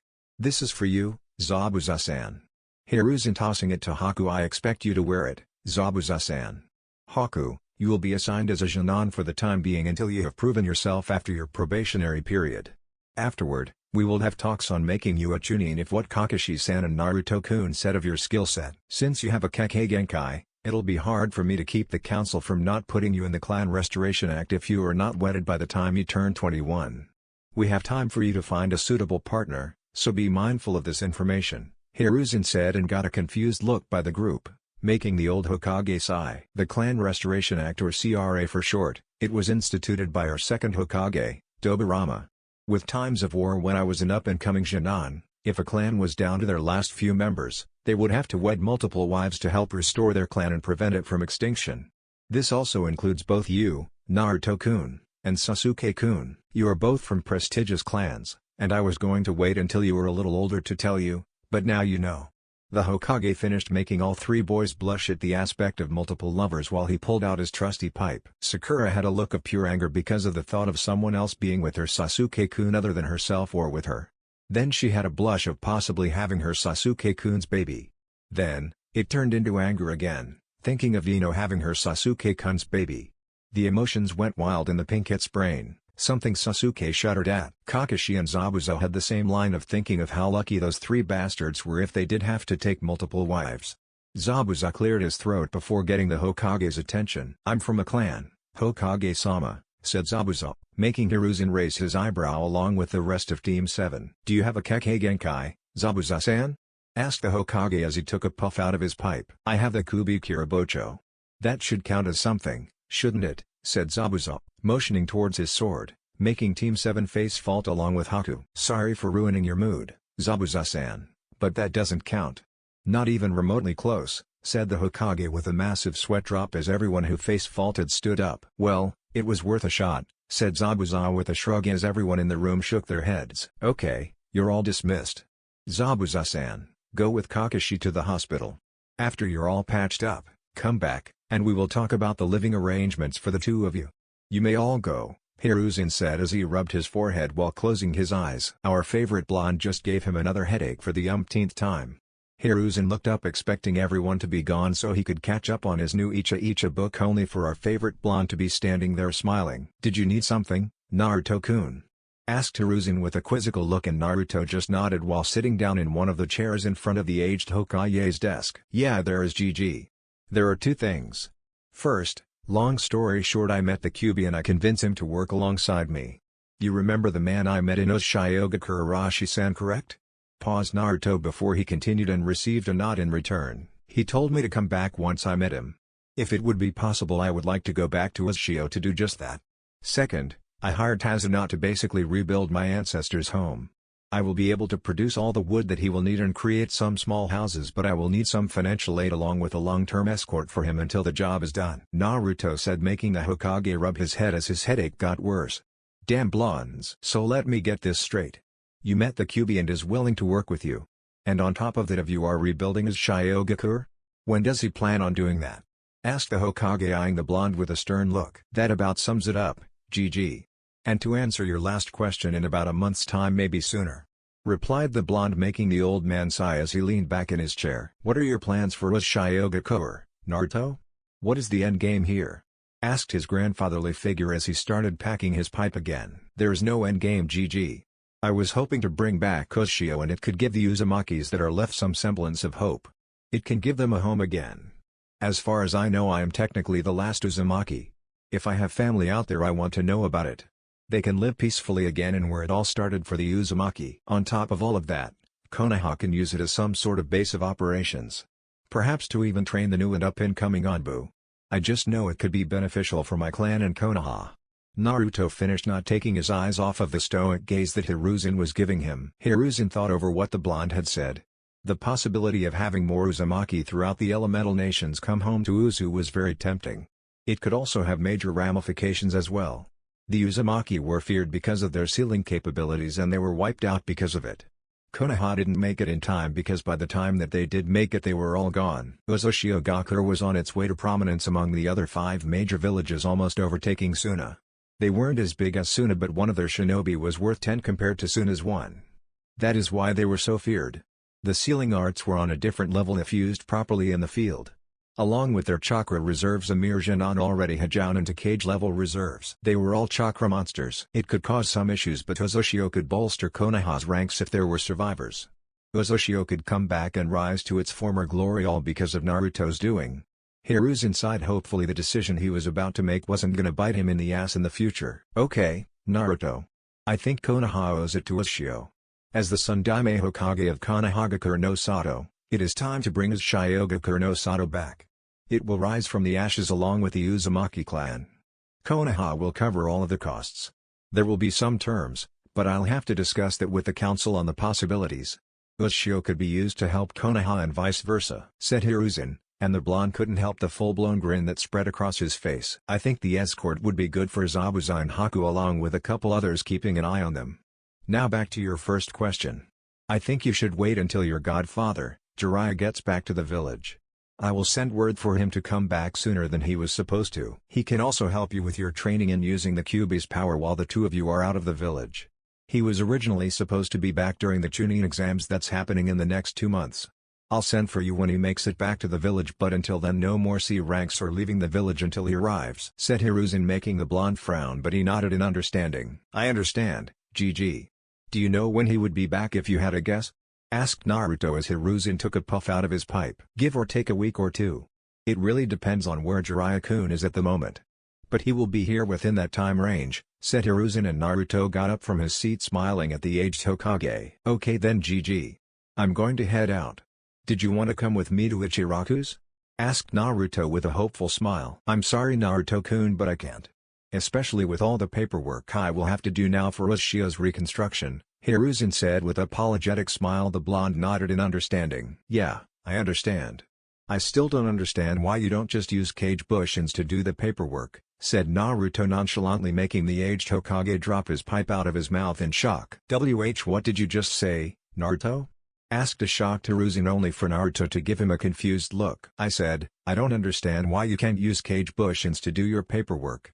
The memories go back to the user, so I just assumed you like doing it, Naruto said with the same confused look on his face. That's when it hit the old Hokage. He created 3 Kage Bushins on the spot and they started working on the paperwork. He stood up from his desk gracefully and walked over until he was standing in front of Naruto. He grabbed Naruto's shoulders before pulling him into a bone-crushing hug. "Thank you, Naruto. Let's go get some ramen, my treat," he said happily with anime tears running down his face. "GG. You're freaking me out. Get off me," yelled Naruto, only for the old man to laugh gleefully, which scared the blonde as he was able to get out of the Hokage's grasp. No wonder Minato was able to finish his paperwork so quickly. He couldn't believe he never thought of that.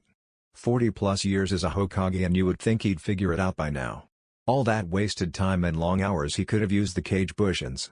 He felt so stupid. Both Naruto and Hiruzen left and went to the blonde's favorite place as they caught up with one another like the good old times. 11 days later, Naruto just got finished with his team and he could be found at his favorite training ground.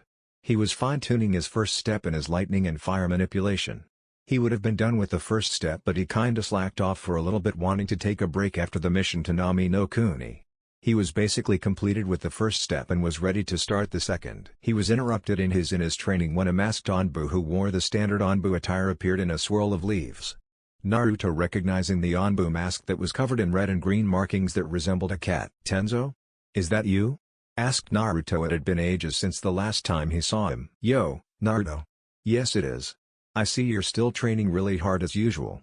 But as much as I want to catch up with you, Hokage-sama wanted me to inform you that Jiraiya-sama is back in the village. He told me to tell you that you can find him in Konoha's hot springs. Whatever that means. I've got to get back, but when I get some time off I'll catch up with you later," Tenzo said before disappearing in a swirl of leaves. Naruto should have known he was only coming here on business.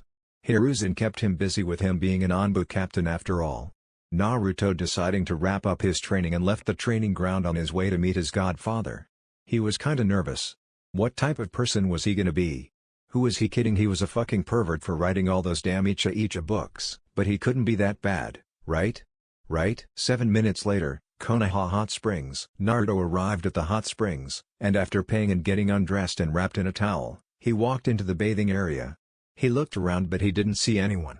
It was a ghost town in the hot springs, at least on the male side. Deciding to just relax for a few minutes before he went to go search for his godfather.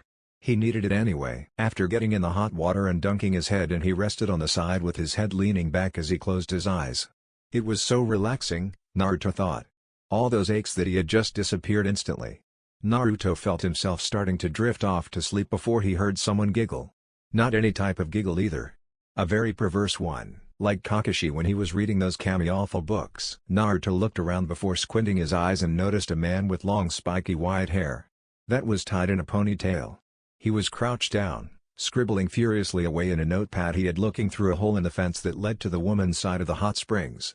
Naruto's sweat dropped while getting out of the spring and wrapping his towel around him. Naruto walked behind the man and peeked through the hole the man was looking out of. What Naruto saw made him blush furiously as some blood came out of the blonde's nose. He saw a lot of the most beautiful women Konoha had to offer. Those voluptuous. Naruto shook his head from the impure thoughts he was having and wiped his nose of the blood trail. He'd be damned if he became a pervert like this old man. Naruto stepped back and cleared his throat, trying to get the attention of the white-haired man, only to be ignored. The man continued giggling perversely and scribbling in the book he had. It almost seemed like he was in some sort of trance. Naruto started to grow a tick mark on his head before he had enough. "Yo, Urobaka. Are you gonna keep on peeking on those women?" Naruto yelled, which the women who were on the other side heard what Naruto said as they all frantically left after hearing that. Soon enough, the women's side was a ghost town. It was the white-haired man's turn to grow a tick mark before turning around quickly with an angry look. "You damn gaki. Now, and look what you did. You ruined my peeking. I mean my research. These books aren't gonna write themselves," said the man while Naruto actually got a good look at him. He was a tall and well-built man with fair skin. He had waist-length, spiky white hair that was tied back into a ponytail, with 2 shoulder-length bangs framing his face. There were red lines under his eyes, which extended down, going all the way to the bottom of his face. He had some wrinkles and a wart on the left side of his nose. He had a hittite with the kanji for oil wrapped around his head. He also had a large scroll wrapped around his back. "It could if you actually got some, Urobaka. Who are you anyway?" exclaimed Naruto as he glared at the man who smirked. "I am the epitome of manliness. The great Dode Sage of Mount Myaboku is all the beautiful women fall to my charm. When you're me, you only need to flash that sexiness to have women fall at your feet. I am Jiraiya, one of the 3 legendary Sannin." He finished with a pose as Naruto just gave him a deadpan look. "So, I'm assuming you're my perverted godfather, Jiraiya, I'm assuming, said Naruto as Jiraiya's face turned to shock. And Naruto? The Sannin asked, making the blonde nod his head with a smile. Jiraiya looked at the boy. The resemblance to his father was uncanny. It had been many years since he last saw Naruto. Hell, he was probably a toddler. The only difference between Minato and Naruto were the whisker marks Naruto had. You've grown a lot. Last time I saw you, you were nothing more than a little pipsqueak. Now look at you. You're so tall now. I bet all the kunoichis want a piece of you, like your old man, hee hee. How about we go back in so you can get dressed and we can head out to see, Sensei. On the way you can tell me all about yourself. Sensei told me a lot about you, but I'd rather hear it from you. We have a lot of catching up to do, Jiraiya said with a smile as he put his arm around the blonde's shoulders as they walked inside. After Naruto got dressed and met Jiraiya outside the hot springs, Naruto walked up to Jiraiya, who was grinning at the blonde, and Naruto gave him a grin back. Jiraiya started walking towards the Hokage Tower, and Naruto followed suit. So, do you know why Sensei called me back so soon? He said it was about you and assumed you would know. Said Jiraiya, making the blonde look at him. Yeah, I do know. The two of us are going to a Shiogakure. The blonde said, simply making the man raise an eyebrow. Why are we going there? It's in ruins, isn't it? Asked Jiraiya, looking at the blonde with a perplexed look. Long story short, it has to do with the man who told me what my Dojutsu is, and he told me to come back when I meet the Kyuubi. Why, I don't know, said the blonde, making the white-haired man nod. Wait, Dojutsu? What are you talking about? Asked Jiraiya, and it was Naruto's turn to raise an eyebrow. Hiruzen GG never told you? Asked the blonde, and Jiraiya shook his head in the negative. Naruto was discreet, so only his godfather could see his eyes while activating his Shinwagon. Jiraiya had a shocked look. It looked just like the Uzumaki insignia minus the 3 tomoes. Naruto deactivated them after Jiraiya had a long enough look. Damn, Gaki. I'm assuming by the way that it looks the Uzumaki did have a Dojutsu. Your mother Kushina said something about it once, but she said it was nothing but a myth. She said there were rumors of the Uzukage having one, but no one ever could confirm it. At least no one who was willing to admit to it. I guess she was right. So what does it do? Asked Jiraiya, and the blonde just smirked. Oh, you know, just being able to read Fuinjutsu and copy Kekkei Genkai on the spot besides other Dojutsu, being able to dispel Genjutsu or at least see through them just like your other typical Dojutsu. There is supposedly more that I'm trying to figure out, but in time, I will. The blonde said simply with the same smirk as Jiraiya's eyes grew to the size of dinner plates. What the hell, Gaki? That's amazing. The capabilities of copying other Kekkei Genkais would just make you a cheat code. Why are all the blondes so damn lucky? It's just not fair, said Jiraiya with anime tears. He worked so hard to be the shinobi that he was. But Minato and Naruto show up and make everything look so damn easy. He didn't really know Naruto's capabilities, but if he was anything like his father he wouldn't be surprised if he was better than his father at his age. You are able to read Fuinjutsu as well, how does that work? What's your level in Fuinjutsu? Asked Jiraiya. Yeah, I can. It's kinda weird, honestly. Basically, I look at a seal with my Shinwagon, and it just deciphers it. It almost gives me like a step-by-step solution for creating the seal. It breaks it down completely to the very first brush stroke until the very last. I only have to look at a seal once, and I get the basic understanding of it and use it. That's the best that I can explain it. I'm basically a seal master. With my Shinwagon, there's no seal that I can't decipher or replicate. Finished Naruto, making the Sannin cry even more anime tears. How is that even possible? He was only 13. His father wasn't even that good at Fuinjutsu at that age. I can't believe this. It took me years to be a seal master and you only have to unlock a Dojutsu to be one. So unfair, Jiraiya said as he sulked to himself, making the blonde laugh at his godfather's antics. I still had to practice it. It took me a couple of years to be one, said the blonde, making Jiraiya face fault. That's not the point, Gaki. The point is that it took me over 20 years to be one. It's amazing that you were able to do it in the time that you did. But I just call hacks on your part, he said with a sigh. It was just unheard of.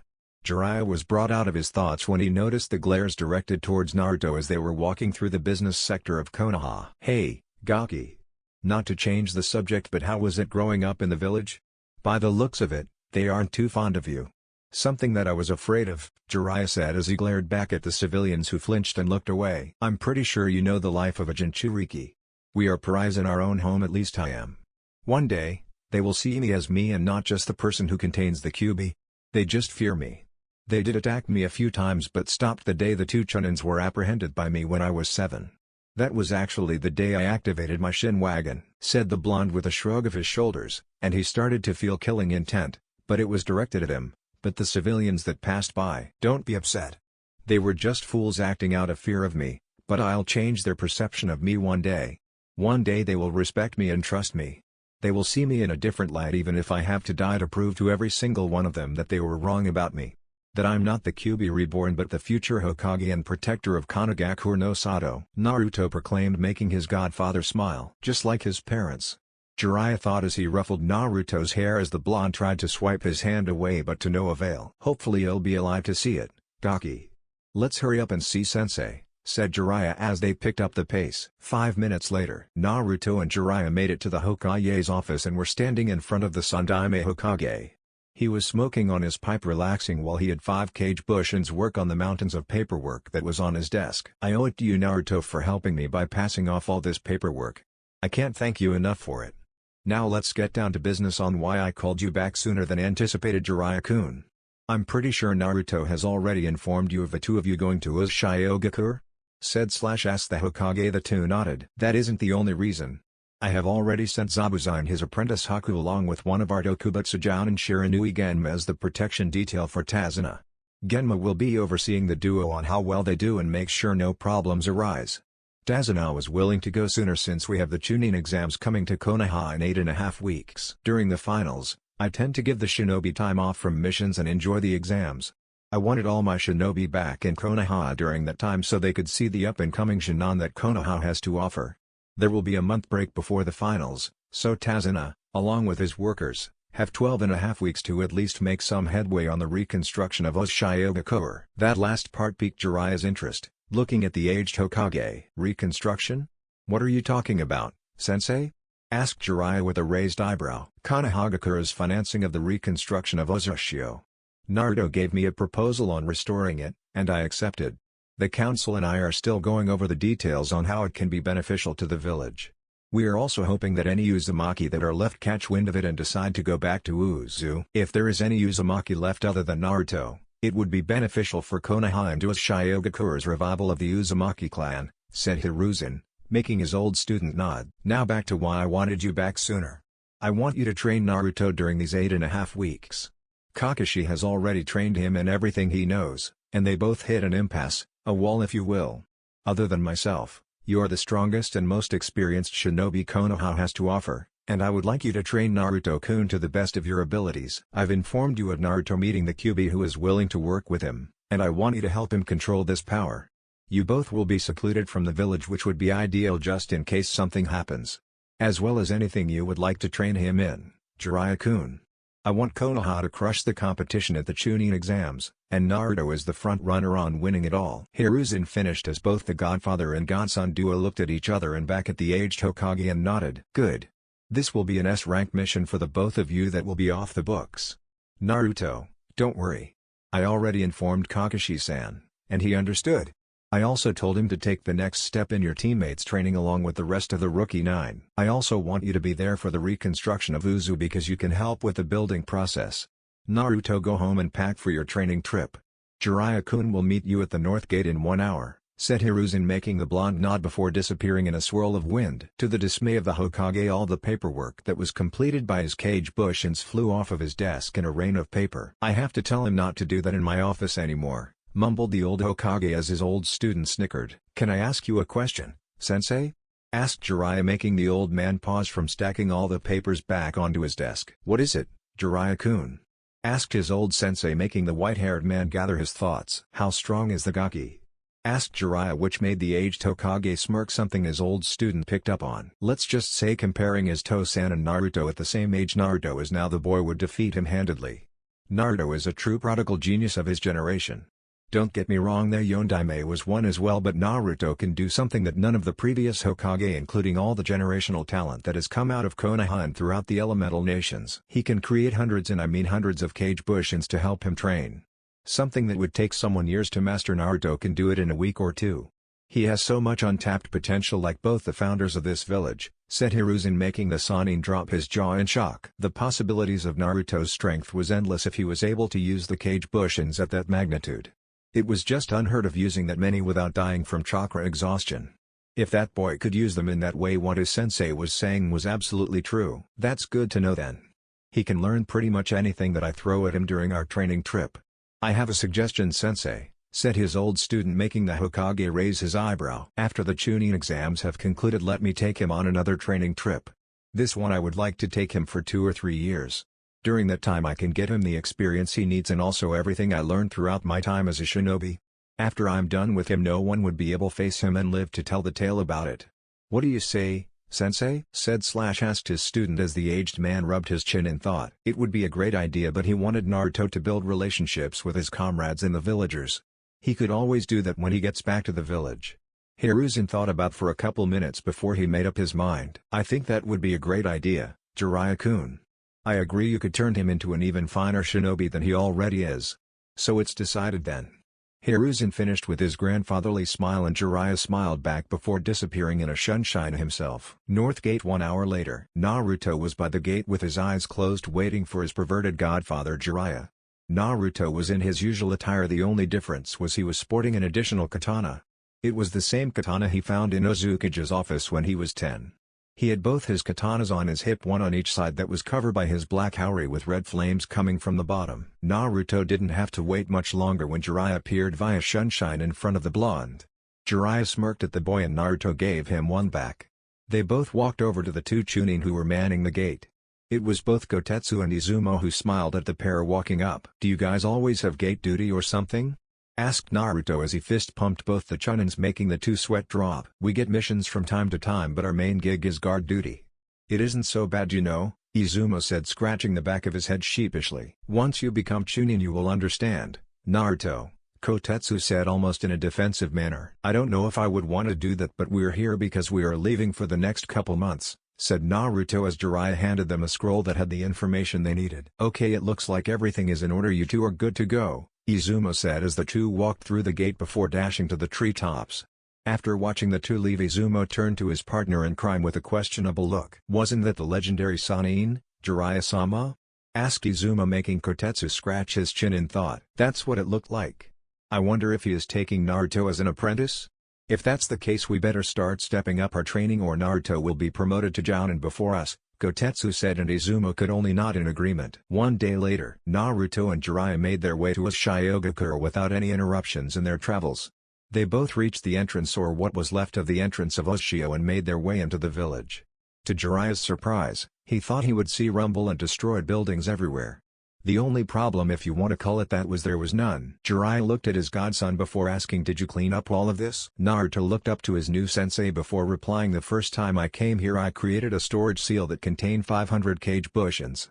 When Kakashi and I left, they cleaned up the village the best that they could and saved any wood and brick that could be used to help rebuild Ushio. They did an amazing job, but they weren't able to get everything. They got the vast majority of it though. Jiraiya nodded, accepting the answer Naruto gave to him as they continued on until they reached the Uzukage Tower. To Jiraiya's shock, again, out of the entire village the tower was the only thing left untouched. Not even a single shingle was out of place. Naruto, seeing this, said, when Kakashi and I came here a few years ago, this building was the only thing left untouched here. Why, I don't know. If I had to guess, this building is layered with seals to prevent it from being destroyed.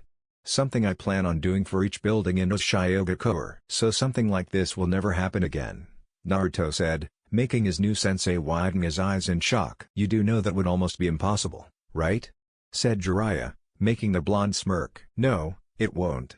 I'll be creating all the wood, and I'll be having my Bushins craft up the seals. It will actually be a very smooth, fast process, said the blonde as Jiraiya looked at the boy with a skeptical look.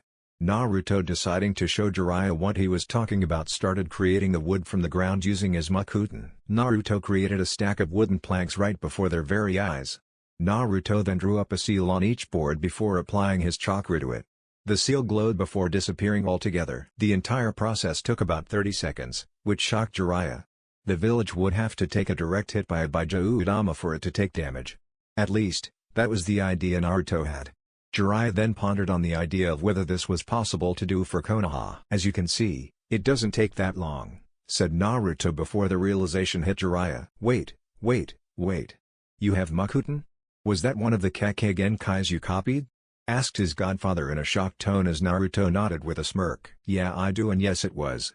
Granted, mine isn't as powerful as the Shodaime Hokage's, but one day it will be, said the blonde as Jiraiya just rubbed his temple. This boy just kept surprising him in every way. You still possess the ability that made the Shinobi no Kami, god of shinobi. He could restrain and subdue all 9 Baijuu with the Makuten. He even used it to create Konohagakure no Sato into what it is today. But I do know of one way in making your Makuten stronger, said Jiraiya with a serious expression, making Naruto raise an eyebrow. What would that be? Asked Naruto, making the white-haired man grin. It's Shinjutsu. Something I'll teach you later on, but not right now. We have other things that we have to do. Speaking of which, I thought you were supposed to be meeting someone here? Said/asked the Sannin as the blonde nodded before walking towards the Uzumaki tower. Yeah, I am. I'll be back in a few, Uro-sennin, said the blonde as he entered the tower. Jiraiya grew a tick mark as he watched him enter the tower before taking his scroll off his back and setting it down. I guess I'll just take a nap until he gets back, and he better not call me that again, that damn Gaki, he said to no one in particular. It was gonna still be about a few days, maybe even a couple of weeks, before Tazuna along with his escort would be here, so he didn't really have nothing to do. He used the scroll as a pillow, and not long after he soon fell asleep. With Naruto made his way to the archives room. He opened the door and started descending down the stairs. After walking down the stairs, he looked to the right and noticed the same 26 masks were still hanging on the wall, only missing one was the Death God mask. At least none of the others were taken. That was good, he guessed. The blonde activated his Shinwagon, and like before, he saw the same seal that was shaped similar to his Shinwagon. After he activated his eyes, the seal started spinning before he disappeared as if he was never there. Naruto, who was prepared this time, appeared in the same room he was before and looked around and didn't see Arashi. Naruto raised an eyebrow at that. There wasn't another way in, and it got him wondering if Arashi would appear sometime soon. The room was relatively empty minus the cushions along with a shelf and a desk. Naruto walked over to the desk but didn't see anything that was relatively important, same as the shelf. This room was almost like a storage area of some sort, he concluded. Long time no see, Naruto, said a familiar voice in a joyful tone. Ah, Naruto screamed as he grabbed his chest to calm down his heart that was about to beat out of his chest. Stop doing that, Arashi GG. Naruto proclaimed as the now named Arashi just snickered. Ha ha. That never gets old. Hee hee, laughed the aged Uzumaki as the blonde had a tick mark on his head as he thought of a way to get back at him. Naruto was brought out of his musings on getting back at Arashi, who said, "You have grown stronger, Naruto-kun. Also, I see that you have been putting my katana along with your kasans to good use. Take good care of them. They were crafted by the best smiths that Hozoshio had to offer." Naruto looked at Arashi, who was giving him a grandfatherly smile similar to the one that he gets from the Sandaime Hokage. You bet I have. Thanks to Kakashi-sensei and some of the shinobi that I've met throughout the years. I wouldn't be where I'm at without their guidance, and I promise he'll take care of them, Naruto said, smiling back at the former Uzumaki. Yes, that is true. But don't sell yourself short, Naruto-kun. You were the one who took the time and effort to learn by yourself as well from what your parents left you to, said Arashi as Naruto blushed from the praise he was getting from the old Uzumaki. Getting back to the point on hand, Arashi gained a serious expression, something Naruto picked up on. You've finally met the Kyuubi no Yoko. To my surprise, he is willing to work with you for the time being. Something he refused to do when I first sealed him away into Uzumaki Mito. Granted, I only helped her along with her husband Senju Hashirama and his niece Anne Tobirama. Speaking of which, Arashi said as he walked over to the blonde before placing his hand on Naruto's head. The next thing Naruto saw was the Kyuubi's cage that kept him at bay along with Arashi by his side, which shocked the blonde. How did you do that, Arashi Jigi? Asked Naruto, making the old man smile. There is a lot for you to learn about Fuinjutsu, Naruto-kun. You will learn it one day, but let's get back to the matter at hand. Kurama, come out here, you cranky bastard, said/yelled Arashi, making Naruto look at the man with a confused look. Who dares to call me by my name, you? What the hell are you doing here? I told you the next time I see you I'll tear you limb by limb. Come inside of here so I can make do on my promise, growled the now named Kurama as he slammed his claw-like hands against the bars of his prison. You know, it would be nicer if you asked me how have I been, but knowing you, this was to be expected. I'll have to take a rain check on coming in there with you. This isn't about our past, Kurama. Why I'm here is to inform both of you of a training area here in Uzumaki that Naruto can use to help control your power with your guidance. On top of that, if you were to ever lose control, The training ground is littered with seals that will force Kurama's chakra back into its seal. It was originally made for your Kau-san, Naruto, but then we were attacked on that fateful night, Arashi said, looking at the great Kyuubi no Yoko as the fox glared at the man. You have a name? Asked Naruto, looking at the massive beast who glared at him. Of course, I have a name, Yubaka. It was lost throughout history, but somehow, this flesh bag learned of what it was, said Kurama with a snarl directed at Arashi, who only sighed. Can we get back to the matter at hand? I don't have much time left here, and there is still more. I have to tell you, Naruto, said Arashi with a stern look, making Naruto nod, and the Kyuubi just rolled its slitted eyes. You said you will work with young Naruto here, correct? And it isn't some ploy to weaken the seal so you can try to escape, right? Asked Arashi, who looked at the massive beast with a critical eye, making the Kyuubi huff before nodding his head. Good. Now that leads me to you, Naruto. When using Kurama's chakra, do not overdo it. You must know your limits and whatever he says about how to go about it. You listen. Do I make myself clear? Asked the former Shodai Uzukage as the blonde nodded. Thank you, Kurama. I know we have had a complicated past, but I hope one day you can forgive me, Arashi said as he bowed in front of the cage, making the Kyuubi raise an eyebrow before laying down and resting his head on one of his arms. See you in the next life, Kurama, Arashi said with a smile before the duo disappeared, leaving the Kyuubi to his thoughts. Well, I guess I can't use my chakra to weaken the seal anymore, even though over time the seal will because of my chakra. I mean, I still could, but I'll play along for now, thought Kurama before he closed his eyes and drifted off to sleep. With Naruto along with Arashi opened their eyes after leaving the blonde's mindscape, something Naruto got slightly dizzy over. Arashi removed his hand from Naruto's head before going over and sitting on one of the cushions as he waved for Naruto to come sit down. Come sit, Naruto.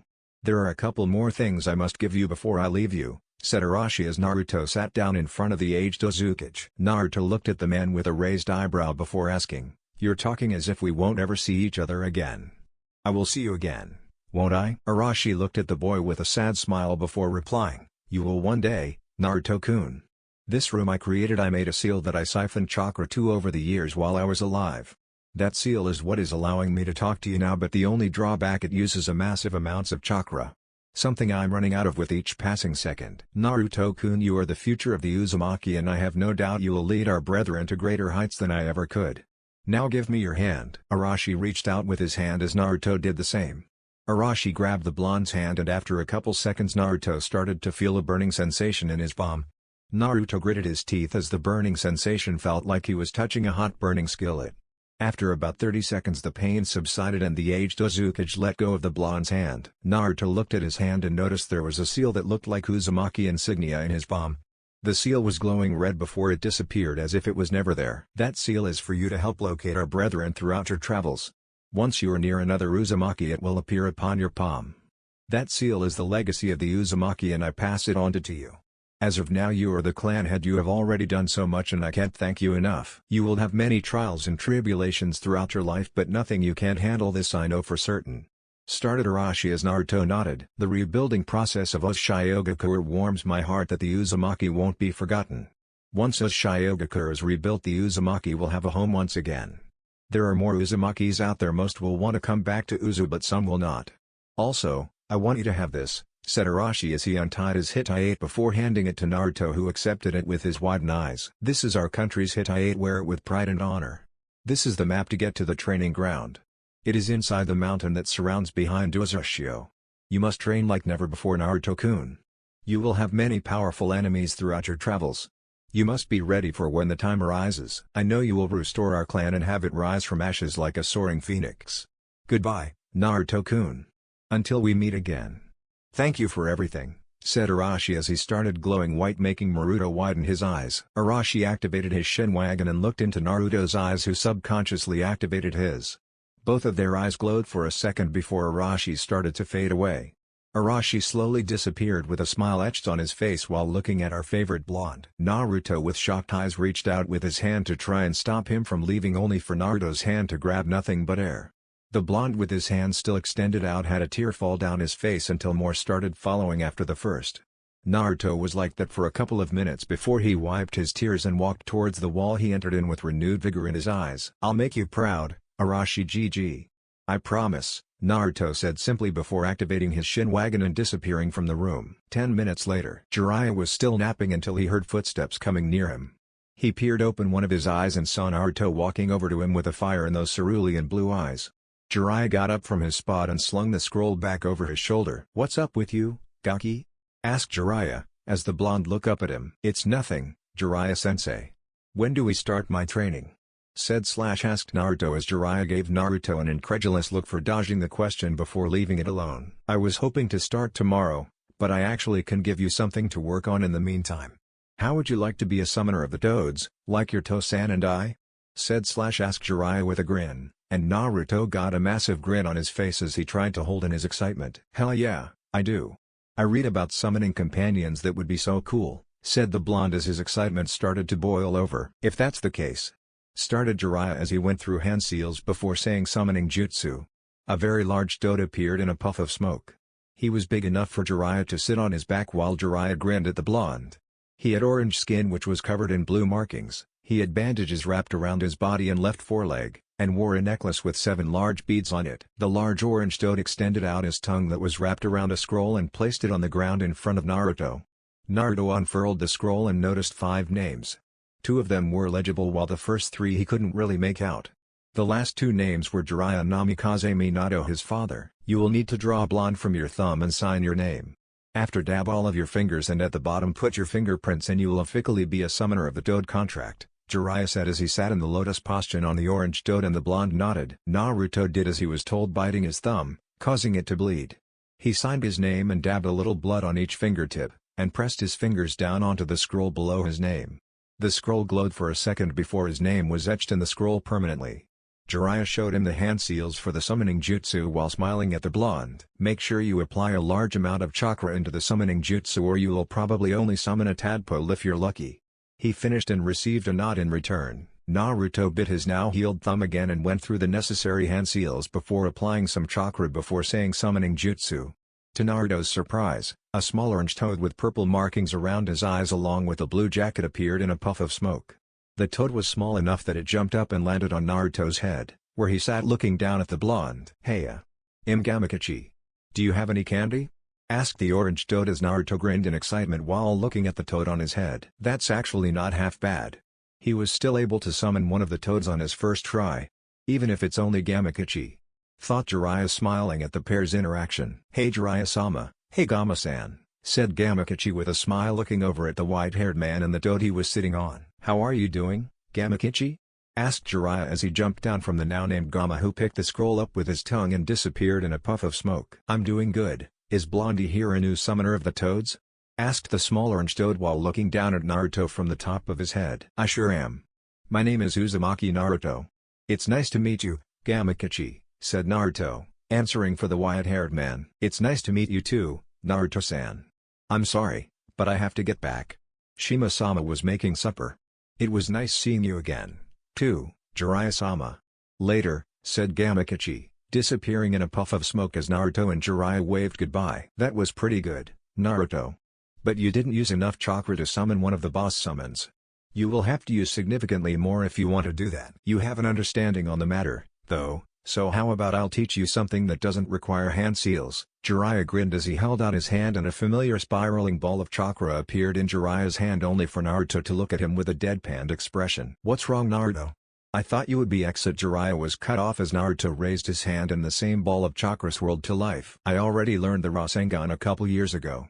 Tosan left me the notes for it and I figured out the rest," Naruto said as he released the Rasengan and it disappeared, as did Jiraiya. "Really?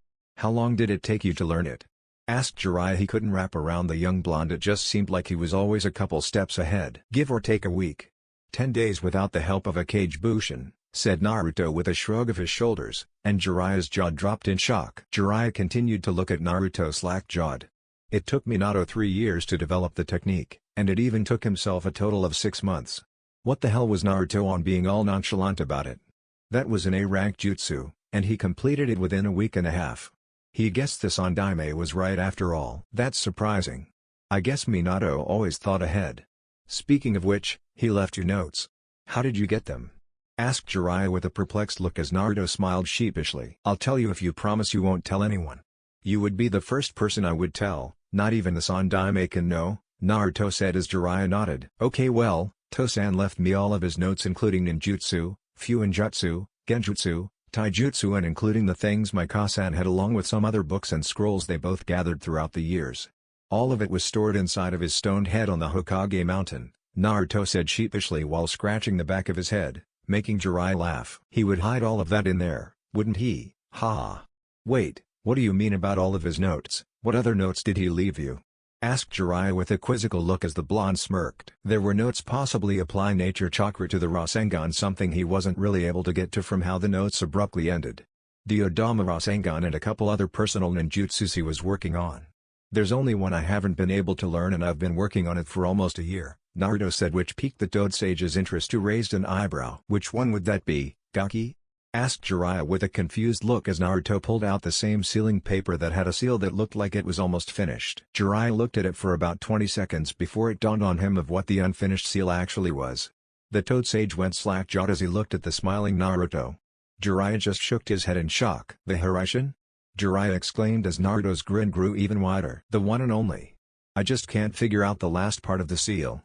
It's been like this for the last few months, I just don't know what I'm missing, said Naruto in frustration, making Jiraiya raise an eyebrow. Why don't you just activate your Shin Wagon? Asked Jiraiya as Naruto sighed. Because I want to do this by myself. My Tosan was able to do it without a Dojutsu. I just feel like I should do this without using it, Naruto said, and the Sannin nodded. Jiraiya held out his hand towards the slip of sealing paper and Naruto handed it to him. Jiraiya looked at the intricate seal and noticed the only thing that was missing was tying the seal together in the center. He could only smirk. You know what's funny about this? Said Jiraiya, making the blonde look up at him with a quizzical look as his sensei smiled at the boy. Your Tosan had the same exact problem when he was trying to replicate this seal. I don't know much about how space-time ninjutsu or fuinjutsu in this case works. This part I do know and I'll give you a hint, Jiraiya said as he pulled out a storage scroll. Jiraiya applied some of his chakra to the scroll and a kunai appeared from it. Doing it again, the kunai disappeared into the scroll. The blonde watched on until his mouth slowly dropped as the realization dawned on him. There was just no way. Sometimes in fuinjutsu you just have to go back to the basics, Gaki. Something your Tosan had to learn too. For a seal like this to work, instead of storing a simple kunai, you are transporting yourself to this seal similar to the storage seal. At least that's what your Tosan told me once he figured it out. Jiraiya finished sticking the scroll back into his pocket while looking at a dumbfounded Naruto. The white-haired man handed him the slip of sealing parchment paper while Naruto looked at it. Naruto pulled out a paintbrush before biting his thumb to draw some blood. He dipped the brush into his blood before finishing the seal as he interconnected the seal together. Once Naruto was finished, he applied chakra to it before it glowed white and turned black, showing Naruto that the seal was completed. Naruto smiled as he held the paper in his hands while marveling over his work. The blonde pulled out a scroll before adding some chakra to it and a three-pronged kunai appeared. Naruto wrapped the parchment paper around it before throwing it towards a tree and Naruto disappeared in a yellow flash, making Jiraiya widen his eyes in shock. Jiraiya face faulted as he saw Naruto appeared and ran face first into the tree. The blonde's eyes were swirling from the speed and from hitting the tree with his head, which indented the tree. Naruto jumped up from his spot and released the contents from his stomach violently. Jiraiya walked up and started rubbing Naruto's back as the blonde continued to throw up. After the blonde was done throwing up, he sat down to drown out the dizziness from the technique he'd just attempted. Out of all the things that could have happened, he wasn't expecting that at all. Maybe some of the dizziness, but he grew a newfound of respect for his Tosan and even Tobirama. Yeah, I was gonna warn you about that too. Minato had the same problem as well the first few times he attempted it. His body got used to it over time, but he was a few years older when he completed this technique. I can't really help you with this because I don't really know much about space-time ninjutsu. So don't rush it, you have plenty of time, Naruto, said Jiraiya, and Naruto nodded before laying down on his back passing out. To think he was able to recreate the Hiraishin. He is truly one of a kind. I guess I'm really gonna have to step up his training. You both be proud of the shinobi your son will become, Minato and Kushina. Thought Jiraiya as he slung Naruto over his shoulder and headed towards the Uzumaki Tower. Now that I think about it, I think Minato had to increase his speed drastically to even perform the Hiraishin properly. Only one way to find out, I suppose, thought the Sannin before entering the tower. That's the end, guys. If you enjoyed, then make sure to leave a comment. This is Chaos Shinobi signing off.